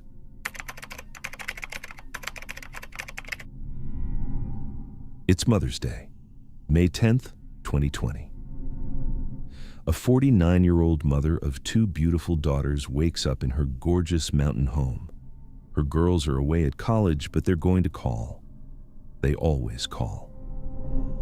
Sometime that morning, according to her husband, she decides to take her mountain bike out for a quick ride on the rural roads near their property. She never comes back. Her bike turns up that afternoon, tossed down a steep ravine. Her helmet is found later, somewhere completely different, and the initial fear sweeps through the community like wildfire. Mountain lion, bear, a terrible crash. The mountains can be cruel, after all. But within days, the entire story starts to fall apart. Because mountain lions don't make 5 trips to public dumpsters. They don't book hotel rooms that reek of chlorine. And they don't have a wife who just 4 days earlier sent a text message saying she was done. This is the story of Suzanne Morphew. And it's a story about how a perfect family in a perfect mountain town turned out to be hiding one of the most calculated, meticulously planned murders in recent American memory. Let me set the scene properly, because the atmosphere here matters. The Morphews lived in Maysville, a tiny, unincorporated community in Chaffee County, Colorado. We're talking deep in the Rocky Mountains, the kind of place where you have to drive 45 minutes to find a grocery store. It's stunning. Steep forested hillsides, aspen trees, quiet roads winding past expensive log homes built on multiple acres. The kind of place rich families move to when they want privacy, fresh air, and the postcard version of America. Their home was beautiful, big, isolated, surrounded by trees on a piece of land where you couldn't see your nearest neighbor. The kind of property you buy when you've made it, when you've succeeded, when you want the world to look at your life and feel a little jealous, and just a 45-minute drive south of all that beauty. There's a place locals call the Boneyard, Saguache County, flat, desolate sagebrush prairie that stretches out forever, empty dirt roads running off the highway into absolutely nothing. The kind of land where you could bury something and assume, reasonably, that nobody would ever find it. Hold on to that detail, it's going to matter. Suzanne Morphew was 49 years old. By every account from people who knew her, she was the embodiment of warmth. She'd survived breast cancer, a brutal fight, and still had a medical port in her chest from her treatments. She was a teacher, a mountain biker, a devoted mother to her two daughters, Mallory and Macy. Her husband, Barry, was a landscaper, a successful one. Originally from Indiana, he'd built up a business in Colorado. He was an avid hunter. He'd actually run a deer farm for years. He knew his way around the outdoors, around animals, around the tools of the trade. On the outside, they were the picture-perfect Christian family. Pretty house, pretty kids, successful husband, smiling Facebook posts. On the inside, that's a different story entirely. Suzanne had quietly reconnected with an old high school flame, a man named Jeff Libler. For 2 years, they'd been having a deeply emotional, intense affair. Hundreds of hours of secret communication, WhatsApp messages, LinkedIn chats, a burner phone setup. She was planning her exit. On May 6, 2020, 4 days before she vanished, Suzanne sent Barry a text message. She told him she wanted to end the marriage civilly. She told him in plain English that she was done. 4 days later, she was gone. Let's walk through this carefully. May 9th, 2020, the day before she disappears. Suzanne is at home. She's exchanging texts with her boyfriend, Jeff. Around 2 p.m., she sends him a selfie. She's sunbathing in the backyard, smiling, alive. This is the last verified proof of life anyone has of Suzanne Morphew. At 2:43 p.m., Barry comes home. After that moment, Suzanne's phone never pings off another cell tower again, ever, but Barry's phone does. And here's where things start to get really, really strange.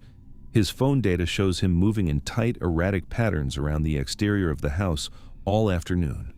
Pacing, going, coming back, going again, like a man with something to handle. Then comes the middle of the night, 3 a.m., May 10th, Mother's Day morning. Barry, according to his own account, is asleep in bed. But his Ford truck disagrees. Modern vehicles, especially Fords, log a staggering amount of digital data. Every door opening, every door closing, every ignition. And Barry's truck logs the doors opening and closing repeatedly at 3 a.m. Multiple times. At 4:23 a.m., Suzanne's phone shuts off completely. It either dies, gets destroyed, or both. It never turns back on. By morning, Barry leaves the house. He drives nearly 3 hours north to Broomfield, Colorado for what he claims is a landscaping job. He checks into a hotel. And then her daughters start texting. "Happy Mother's Day, Mom. Love you. Call us back." No response, nothing. A worried neighbor goes to check the house. Suzanne isn't there. Her car is. Her purse is. Everything is. The neighbor calls the police, and the search begins. It doesn't take long for searchers to find her mountain bike. It's about half a mile from the house, tossed down a steep embankment off the side of a rural road. A few days later, her helmet turns up somewhere completely different, maybe a mile away. The initial theory writes itself. She went for a Mother's Day ride. Something happened, a crash, an animal attack. The Rockies are full of mountain lions and bears, and tragedies do occur. But here's the thing. The longer investigators look at the scene, the less it adds up. Now, let's get into it, because this is where the whole story falls apart. Let's start with the bike. If a woman crashes hard enough on a mountain bike to end up dead and gone, what are you going to find? You're going to find blood. You're going to find tire skid marks where she lost control. You're going to find torn clothing. You're going to find pieces of bike. You're going to find damage to the frame, scratches, dirt embedded in the gears. The Morphew bike had none of that. Zero blood, zero damage, no skid marks on the road, no clothing fibers, nothing. And if it was a mountain lion, lions don't politely leave the bike in one piece and carry the victim off cleanly. Animal attacks are violent and chaotic. There would be drag marks, blood spatter on the rocks, hair, something. Now, think about this. Her hydration backpack, the one she wore on every single ride, still inside her Range Rover at the house, her sunglasses, also in the car. So we're supposed to believe that an avid, experienced cyclist went out for a ride on a beautiful day without water, without sun protection, leaving everything she'd normally take just sitting in her car? She never got on that bike. The scene was staged. Now let's talk about Barry. The grieving husband, 3 hours away at a hotel. Hotel surveillance cameras catch him making 5 separate trash runs that day. 5, to different dumpsters around the area. What was he throwing away? Nobody knows for sure because investigators couldn't recover the trash in time. But what does a landscaper drive 3 hours to a job and then make 5 separate runs to different dumpsters for? You don't take your worksite trash on a road trip with you. And the hotel housekeepers?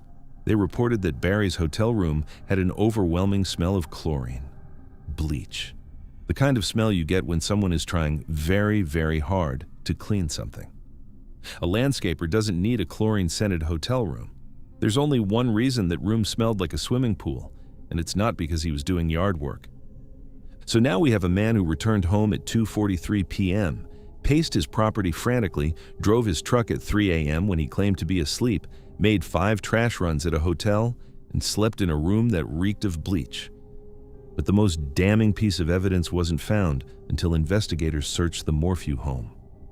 Tucked away inside the laundry dryer, of all places, they found a tiny plastic needle cap, the kind that goes on a tranquilizer dart, specifically a New Dart brand cap. And on that cap, Suzanne's DNA. Now here's where Barry's past comes back to haunt him. He used to run a deer farm. To sedate large animals like deer, you use a drug called BAM. It's a cocktail of 3 sedatives, highly restricted, not approved for use on humans, and only legally available to a tiny handful of licensed people in the entire region. Barry Morphew was one of them. In fact, in that whole part of Colorado, he was essentially the only private citizen who had legal access to BAM. When investigators asked Barry why his phone showed him aggressively moving around the perimeter of his property on the day Suzanne disappeared, he gave an answer that would become infamous. He said he was running around the yard shooting chipmunks. Chipmunks. With a tranquilizer dart designed to take down a 300-pound deer. For 3 years, Suzanne's body wasn't found. The case dragged on. Barry was arrested in 2021 for first-degree murder, but in a stunning twist, prosecutors had to drop the charges in 2022 due to massive discovery violations. They'd withheld evidence from the defense, and a judge said, "Enough is enough." Barry walked. Then, in September of 2023, agents searching for an entirely different missing woman in Saguache County stumbled onto something they weren't looking for: a shallow grave in the middle of the boneyard, about 45 minutes south of the Morphew home, in a flat sagebrush field where no human being would ever wander by accident. It was Suzanne, her bones, her medical port from her cancer treatments. The autopsy delivered the final blow. Her bone marrow tested positive for BAM, the animal tranquilizer, the drug only Barry had access to.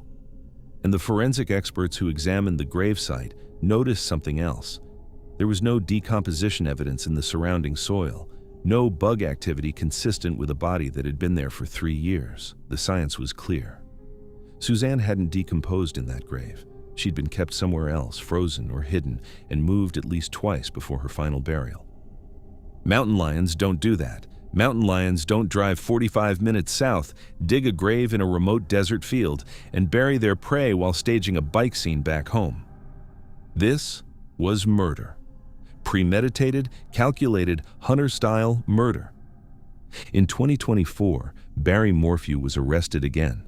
This time, the case includes the body, the bone marrow, the DNA on the tranquilizer cap, the Ford truck data, the chipmunk excuse, the trash runs, the chlorine hotel room, the affair, the "I'm done" text. The forensic noose has tightened around him in a way it never could before. As of now, the case is heading back toward trial, and prosecutors are determined not to fumble it a second time.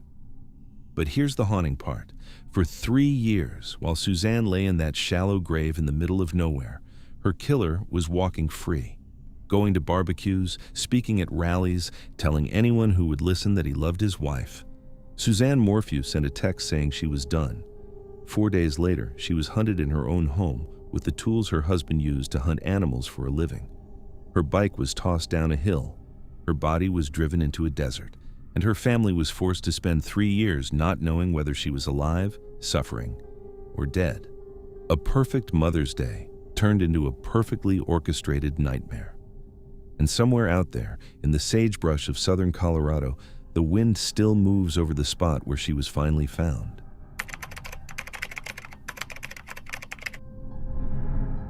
A 29-year-old mother bakes cinnamon rolls in her kitchen on Thanksgiving morning. She takes her 1-year-old daughter shopping at the local grocery store. Security cameras capture her smiling, dressed in a warm gray sweater, baby bundled up in the cart. She buys ingredients for the holiday. She drives home. 5 days later, her phone pings off a cell tower in Idaho, 700 miles away. Her family's getting text messages claiming she just needed some space, and her fiancé, the father of her baby, is calmly going about his life, not reporting her missing, not panicked, not searching. But here's the part that breaks the whole story. Those cinnamon rolls? They're still sitting on her stove, untouched. Both of her cars are still parked in the driveway. Her baby's diaper bag is right where she left it. This is the story of Kelsey Barrett, and it's a story about how a quiet, picture-perfect mountain town hid one of the most chillingly cold-blooded murder conspiracies you will ever hear about. A story with a baseball bat, a blindfold, a baking game, and a registered nurse who drove 11 hours across 2 state lines to scrub the blood off the walls. Let me paint Woodland Park for you, because the contrast matters here. Woodland Park is nicknamed the City Above the Clouds. It sits at over 8,400 feet of elevation just west of Pikes Peak in central Colorado. It's stunning. Pine forests, mountain views, a picturesque main street, coffee shops, Christian churches on nearly every corner, the kind of small town where neighbors wave at each other and people leave their doors unlocked. In late November of 2018, Woodland Park was buried under snow. Holiday lights were going up, families were arriving for Thanksgiving. The whole place had that warm, traditional, postcard American feeling. Just down the road, in a rural area called Florissant, Patrick Frazee owned a 35-acre ranch. Cattle, horses, wide-open agricultural land stretching out under the cold Colorado sky. It was the kind of property where you could disappear into the work and forget the rest of the world existed. Or, as it turned out, the kind of property where you could quietly destroy evidence in a massive burn pit and have no neighbors close enough to see the smoke. Hold on to that. Kelsey Barrett was 29 years old. By every single account from people who knew her, she was the definition of grounded. Originally from Washington State, a devout Christian, a trained, licensed flight instructor, which tells you something about her personality right there. Flight instructors are detail people. They are obsessed with checklists. They don't forget things. They don't act on impulse. She had a 1-year-old daughter named Kaylee. The baby was her entire world. She was engaged to a local farrier, a guy who shoed horses for a living. His name was Patrick Frazee. And here's an interesting detail. Even though they were engaged and they had a baby together, they didn't actually live together. Kelsey had her own townhome in Woodland Park. Patrick lived on his family ranch in Florissant. The emotional distance between them had become physical distance, but the wedding plans were technically still on. Behind the scenes, the relationship was a disaster. Patrick was a controlling, manipulative man, and he had a serious problem. He wanted full custody of his baby daughter. He wanted Kelsey out of the picture, not divorced, not split up, out. Here's where this case stops being a simple disappearance and starts becoming something that genuinely belongs in a true crime thriller. In the months leading up to Thanksgiving 2018, Patrick Frazee tried to murder Kelsey Barrett 3 separate times. 3 times. But he didn't try to do it himself. He outsourced it. He had a secret girlfriend in Idaho, a woman named Crystal Lee Kenny. She was a registered nurse, a former rodeo queen. married with kids of her own, and Patrick had her absolutely wrapped around his finger. He convinced her somehow that Kelsey was an abusive monster who was hurting their baby. He told her over and over that they would be together forever as soon as Kelsey was out of the way. So Crystal, this licensed medical professional from another state, agreed to kill Kelsey. Attempt number 1. Patrick gave her a Starbucks caramel macchiato laced with poison and told her to deliver it to Kelsey. Crystal drove all the way from Idaho to Colorado, picked up the coffee, but at the last second, she couldn't actually poison it. She delivered a clean drink instead and went home. Patrick was furious.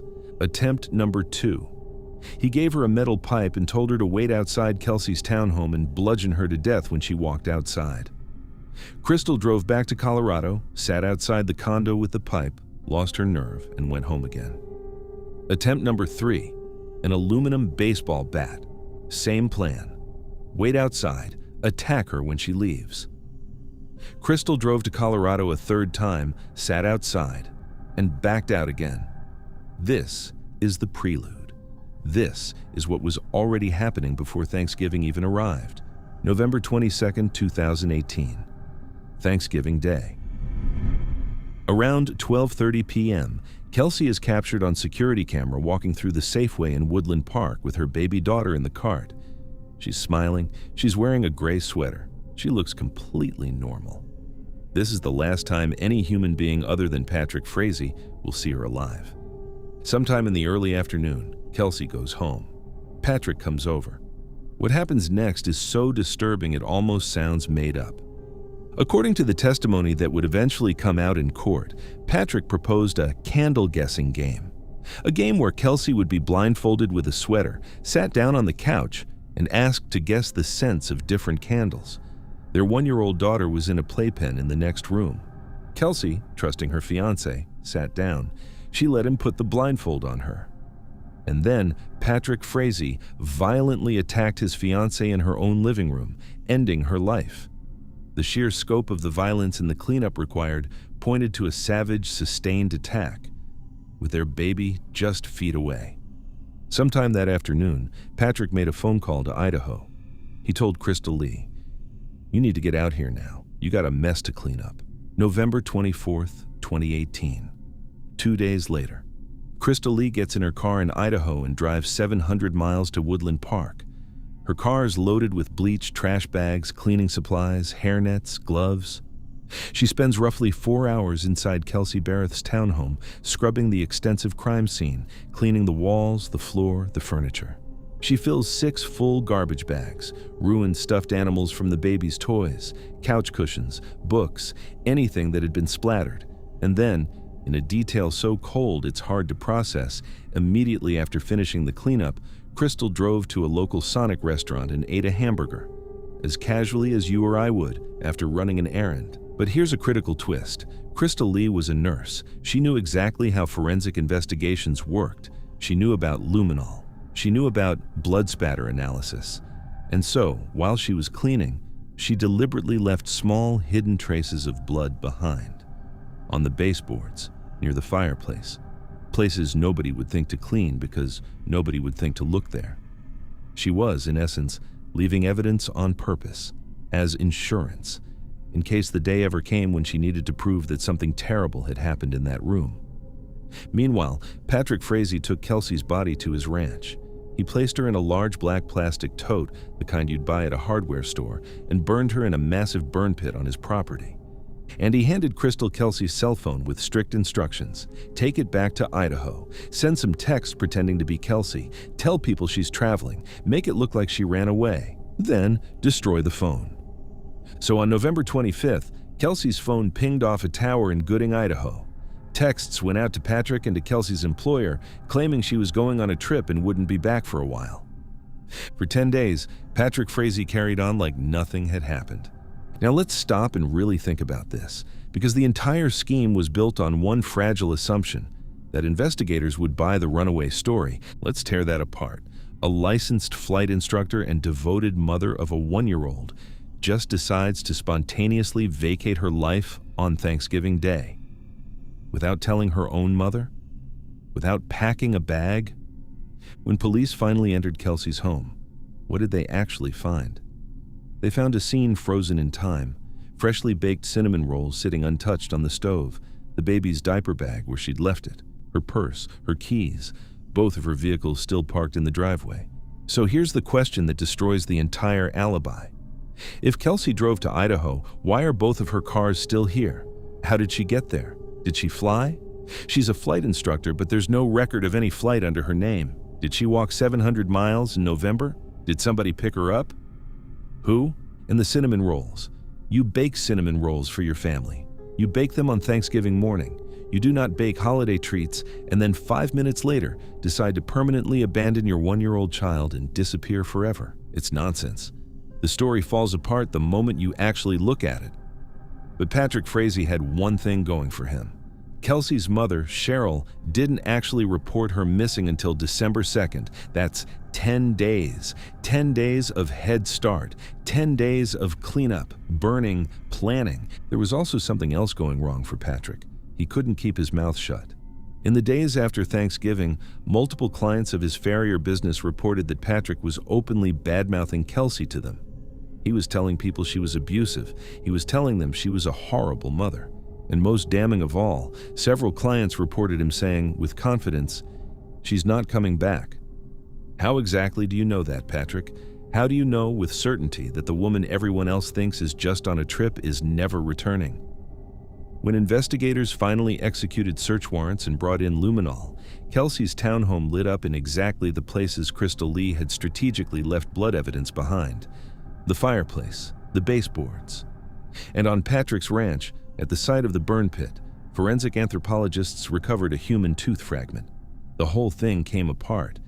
Crystal Lee, faced with the reality of what she'd helped do, flipped. She took a plea deal in exchange for testifying against Patrick.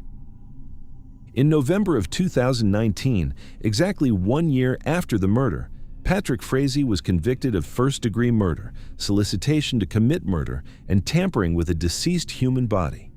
He was sentenced to life in prison without the possibility of parole, plus 156 additional years. Just to make sure. Crystal Lee was sentenced to 3 years in prison for tampering with evidence. She has since been released. And Kelsey Barrett's body? It has never been found. The burn pit on Patrick's ranch destroyed everything but that single tooth fragment. Her family has no remains to bury, no grave to visit, just a tooth and a memory. Their daughter, Kaylee, is now 7 years old. She's being raised by Kelsey's parents in Idaho. She was in that townhome, in a playpen in the next room, while her father beat her mother to death. She was the only living witness to the murder, and she's too young to remember any of it. Maybe that's a mercy. Kelsey Barrett baked cinnamon rolls on Thanksgiving morning. She took her baby grocery shopping. She put a blindfold on for what she thought was a silly little holiday game with the man she was going to marry. A perfect mountain town. A perfect holiday. A perfect family. And underneath all of it, a man who decided that murder was easier than a custody battle.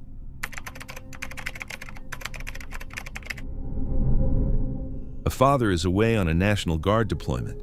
He's serving his country. He left his 11-year-old son in the care of his wife, the boy's stepmother, with full trust.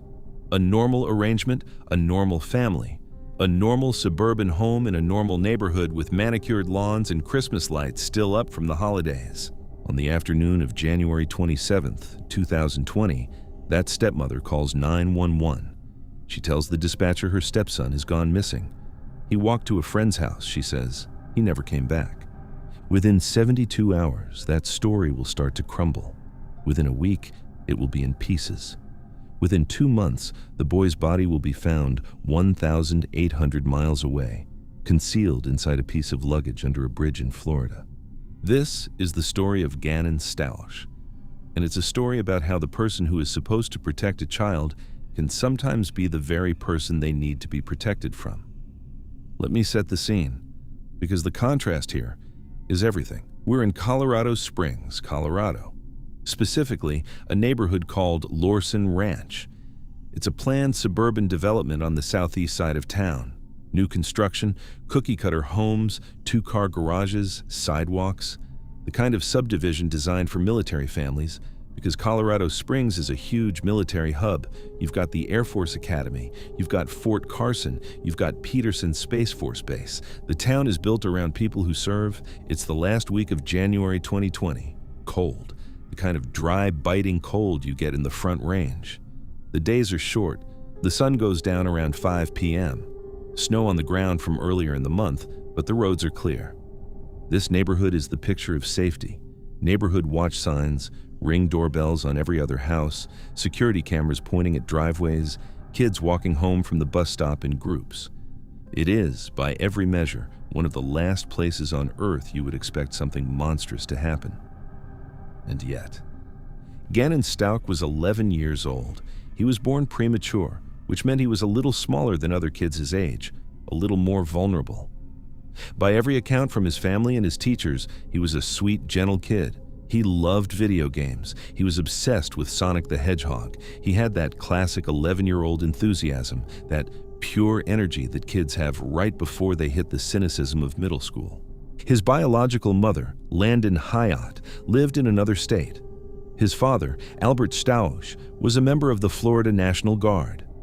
The family had moved to Colorado Springs partly for Al's work and partly for a fresh start with his new wife.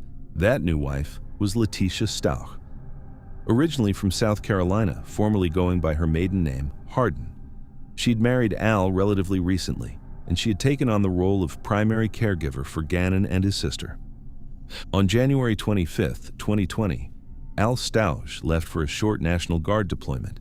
He was gone for just a few days, expected back on the 28th. Letitia was in sole charge of the kids during that window. That window. 3 days.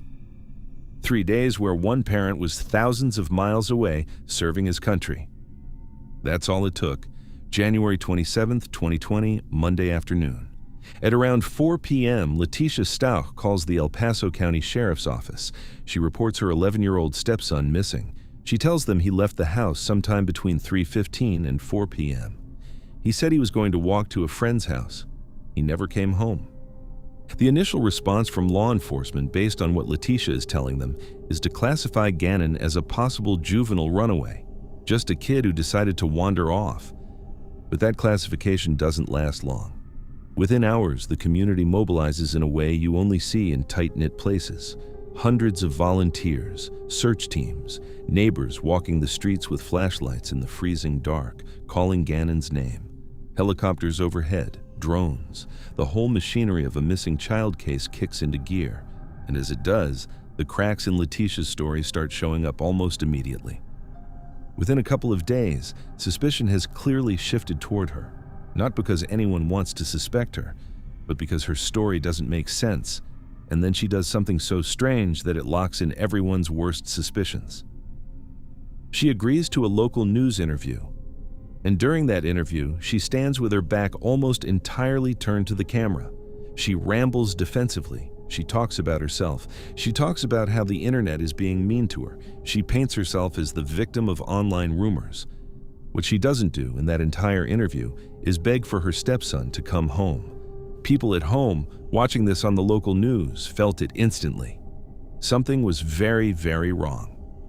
While the search is happening on the ground, investigators start pulling Letitia's electronic communications, and what they find is bizarre in a way that's hard to overstate.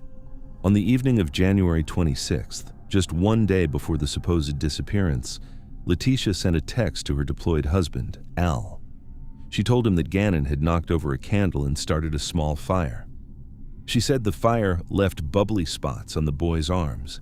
She claimed she had to physically jump on Gannon to put the flames out. The next morning, January 27th, she texted Al again. This time she said Gannon was sick with a stomach bug and she was keeping him home from school. But then, on that same day, she sent a completely different message to her employer. She told her boss she couldn't come to work because her stepfather had been hit by a car and killed. 3 different stories to 3 different people on the days surrounding Gannon's disappearance. Why would anyone need 3 different lies in 24 hours unless they were trying to build a smokescreen? And then, while the entire community of Colorado Springs is freezing in the dark searching for her stepson, Letitia does something genuinely incomprehensible. She rents a van. She packs a suitcase. She leaves the state. She drives across the country, to Florida, then to South Carolina, while a missing child case with her name attached to it is exploding on national news. What grieving stepmother does that?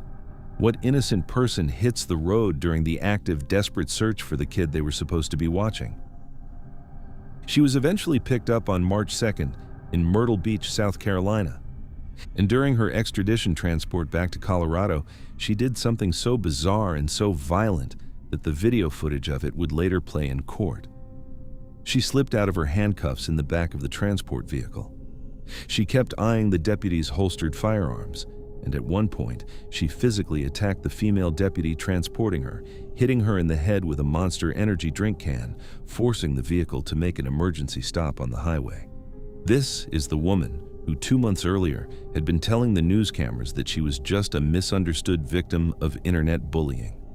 Now, let's stop and really break down her original story, because it's worth examining.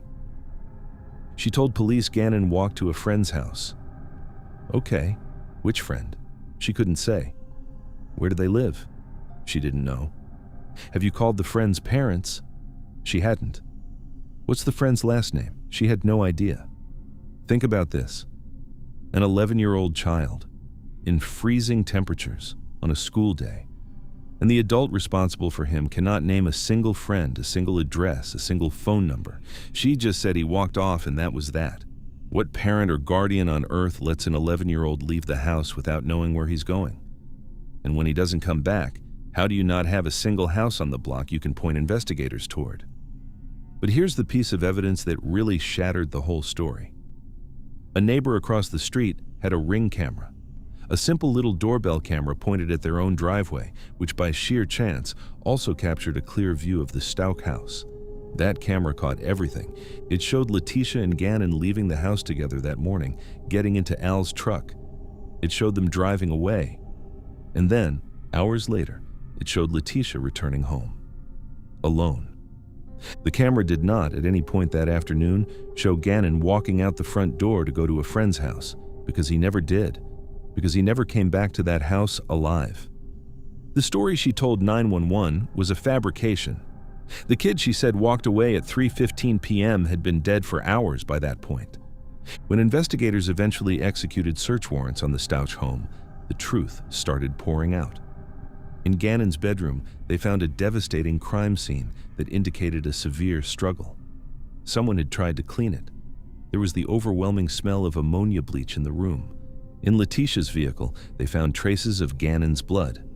On her shoe, they found Gannon's blood. On a firearm linked to the case, they found Letitia's DNA.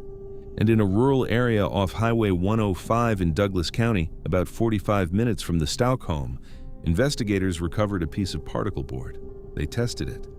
The blood on that particle board was a definitive DNA match for Gannon Stauch. She had killed him in his bedroom, cleaned the scene with bleach, loaded his body into a vehicle, and started trying to get rid of him. On March 18, 2020, almost 2 months after Gannon was reported missing, his body was found. A worker discovered a suitcase under an overpass in the Florida Panhandle. Inside that suitcase was the body of an 11-year-old boy. Letitia had driven her stepson across 9 states to dispose of him. The autopsy revealed the full horror of what happened in that room. The injuries were extensive, and the forensic evidence on his hands and arms showed that the 11-year-old boy fought desperately for his life. Letitia Stauch went on trial in 2023. Her defense was that she had suffered a major psychotic break caused by childhood trauma, that she wasn't responsible. The prosecution destroyed that argument. They walked the jury through the chemical cleanup, the 3 fabricated stories, the cross-country road trip, the disposal of the body. None of that is the behavior of someone in a psychotic break. That's the behavior of someone executing a plan. In May 2023, she was convicted on all counts: first-degree murder, murder of a child under 12 by a person in a position of trust, tampering with a deceased body, tampering with evidence. There is, however, a postscript. In April 2026, the Colorado Court of Appeals overturned her conviction. Not because she didn't do it, not because anyone doubts the evidence, but because a juror who served on her trial had a son-in-law working in the very same district attorney's office that was prosecuting the case. The defense had asked to remove that juror, and the trial court refused. The appellate court ruled this was a structural error and ordered a retrial. So as of right now, Leticia Stauch is awaiting a second trial. The forensic evidence hasn't changed. The defensive wounds on Gannon's hands haven't changed. The truth hasn't changed. Gannon's father, Al, finished his deployment and came home to a nightmare. The wife he trusted had murdered his son. Gannon Stauch was 11 years old. He loved Sonic the Hedgehog. He was supposed to be safe at home while his dad served his country. The most dangerous place in his entire world turned out to be his own bedroom.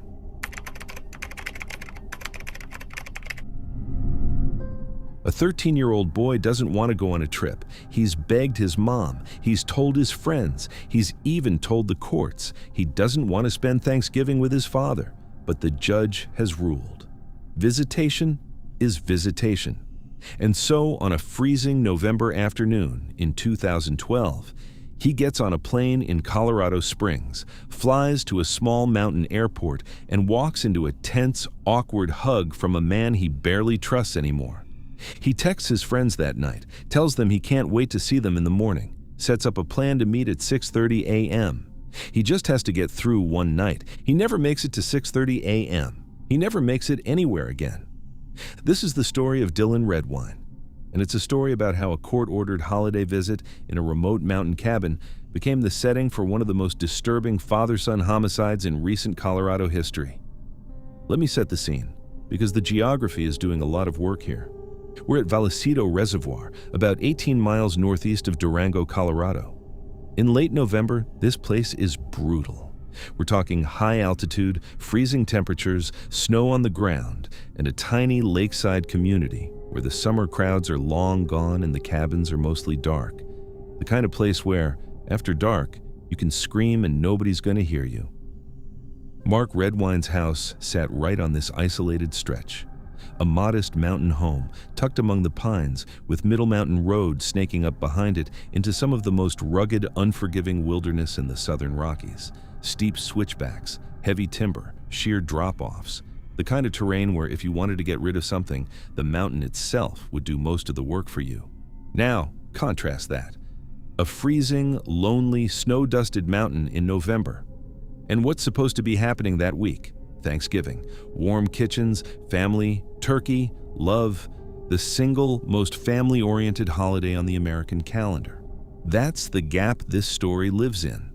The gap between what was supposed to happen and what actually did. Dylan Redwine was 13 years old.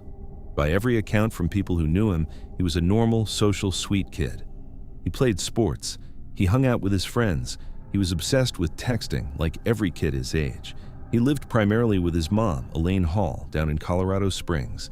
He had an older brother, Corey, who he absolutely worshipped. But Dylan was caught in the middle of one of the ugliest, most poisonous divorces you can imagine.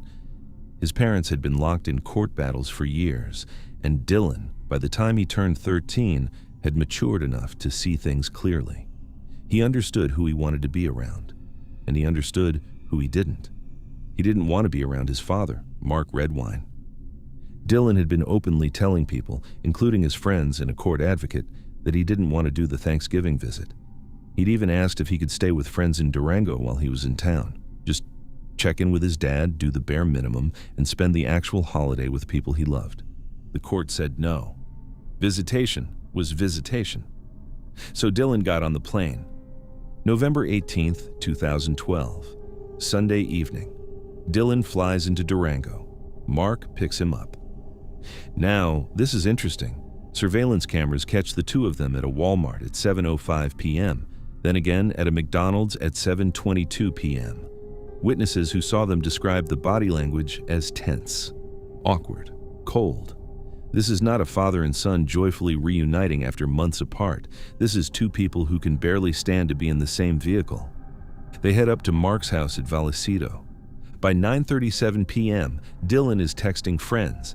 He confirms plans to meet up the very next morning at 6:30 a.m. He's making arrangements to escape this house as fast as humanly possible. He sends his last text, and then his phone goes quiet for the night. Now, here's a strange little detail. A neighbor of Mark Redwine reports that around 2 a.m. they noticed something unusual. Mark's exterior porch light was on. The neighbor says this was highly out of character for Mark, who almost never left that light burning at night. By dawn, the porch light was off again. Hold on to that. It matters. Morning comes. November 19th. The 6:30 a.m. meetup with friends never happens. Dylan doesn't show. His friends are confused, then concerned. According to Mark's version of events, he got up that morning, left the house to run some errands in town, including a meeting with his divorce attorney, and left Dylan asleep in the house. He claims when he came back hours later, Dylan was just gone. Mark calls the police later that day.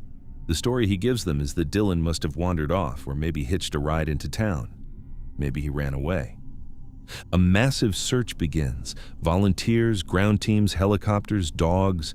They scour the area around the reservoir. They search the woods. They search the highways. They find nothing. For months, for years.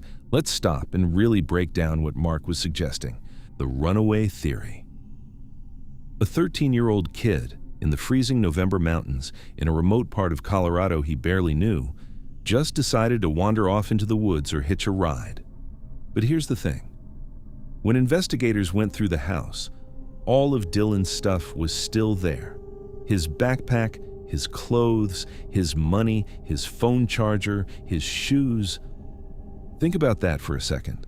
A teenager in 2012 does not abandon his phone charger. The phone was his lifeline. It was how he texted his friends, his mom, his brother. Leaving the charger behind is like leaving your oxygen tank behind. It doesn't happen. And second, where would he run to? He literally had a plan. He had friends down the road waiting for him at 6:30 a.m. If Dylan had wanted to leave that house, he would have shown up at his friend's place. That was the whole point of his trip. So why didn't he go to the one place on Earth he was actively trying to get to? He didn't. Because he couldn't. Because he never left that house alive. Now, let's talk about Mark's behavior. Because when your child goes missing, the script is well established. You go on TV, you beg, you cry, you hold up photos, you plead with anyone who might be holding your child to please bring them home. Mark Redwine did not do that. Mark went on national television, including a now infamous episode of Dr. Phil, and instead of focusing on his missing son, he became defensive, hostile, and combative. He pointed fingers at his ex-wife. He fought with his oldest son, Corey, on camera. He acted like a man being investigated, not a father in agony. People watching from home felt it immediately. Something was wrong. And then came the bombshell. The piece of information that explained everything. Corey Redwine, Dylan's older brother, eventually revealed what was really happening in that family.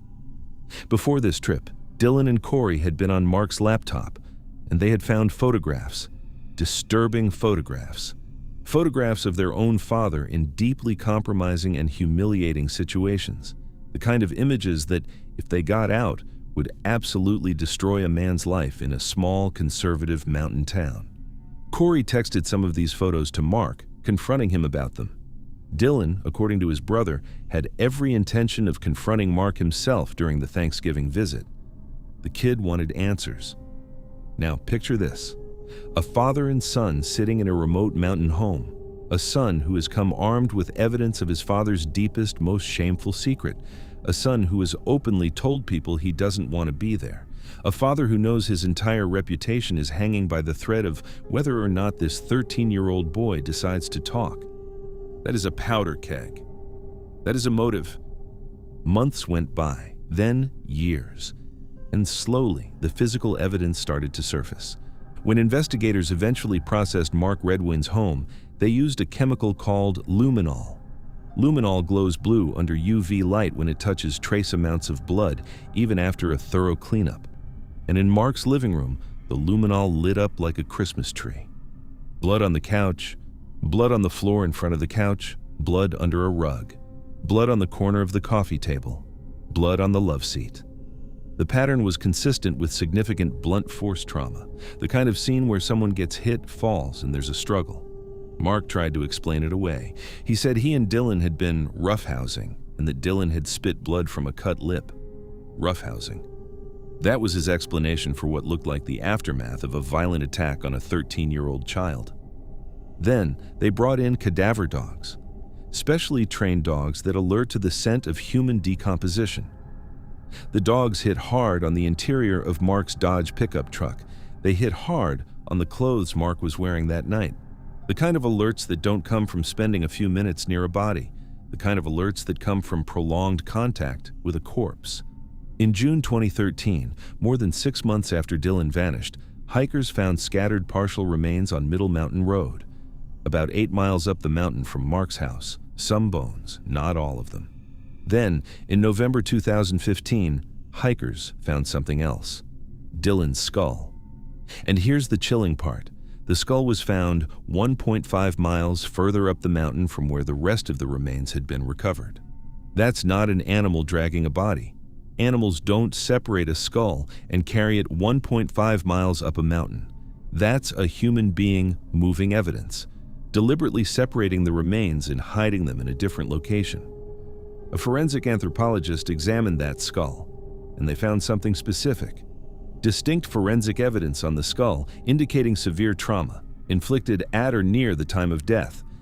The picture suddenly became horribly, perfectly clear. The case against Mark Redwine took years to build. He wasn't arrested until 2017. He wasn't put on trial until 2021. But when it finally happened, the evidence was overwhelming. The prosecution painted the picture. Dylan arrived on November 18th. That night, sometime after his last text at 9:37 p.m., a confrontation happened in that living room. The custody paperwork was sitting on the kitchen table. The photographs were the elephant in the room. Mark snapped.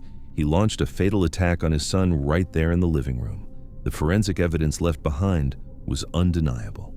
He spent the rest of that night cleaning. That porch light, on at 2 a.m. and off by dawn, was him loading Dylan's body into his truck under the cover of darkness. He drove up Middle Mountain Road, a road he knew like the back of his hand, and dumped his son in the wilderness.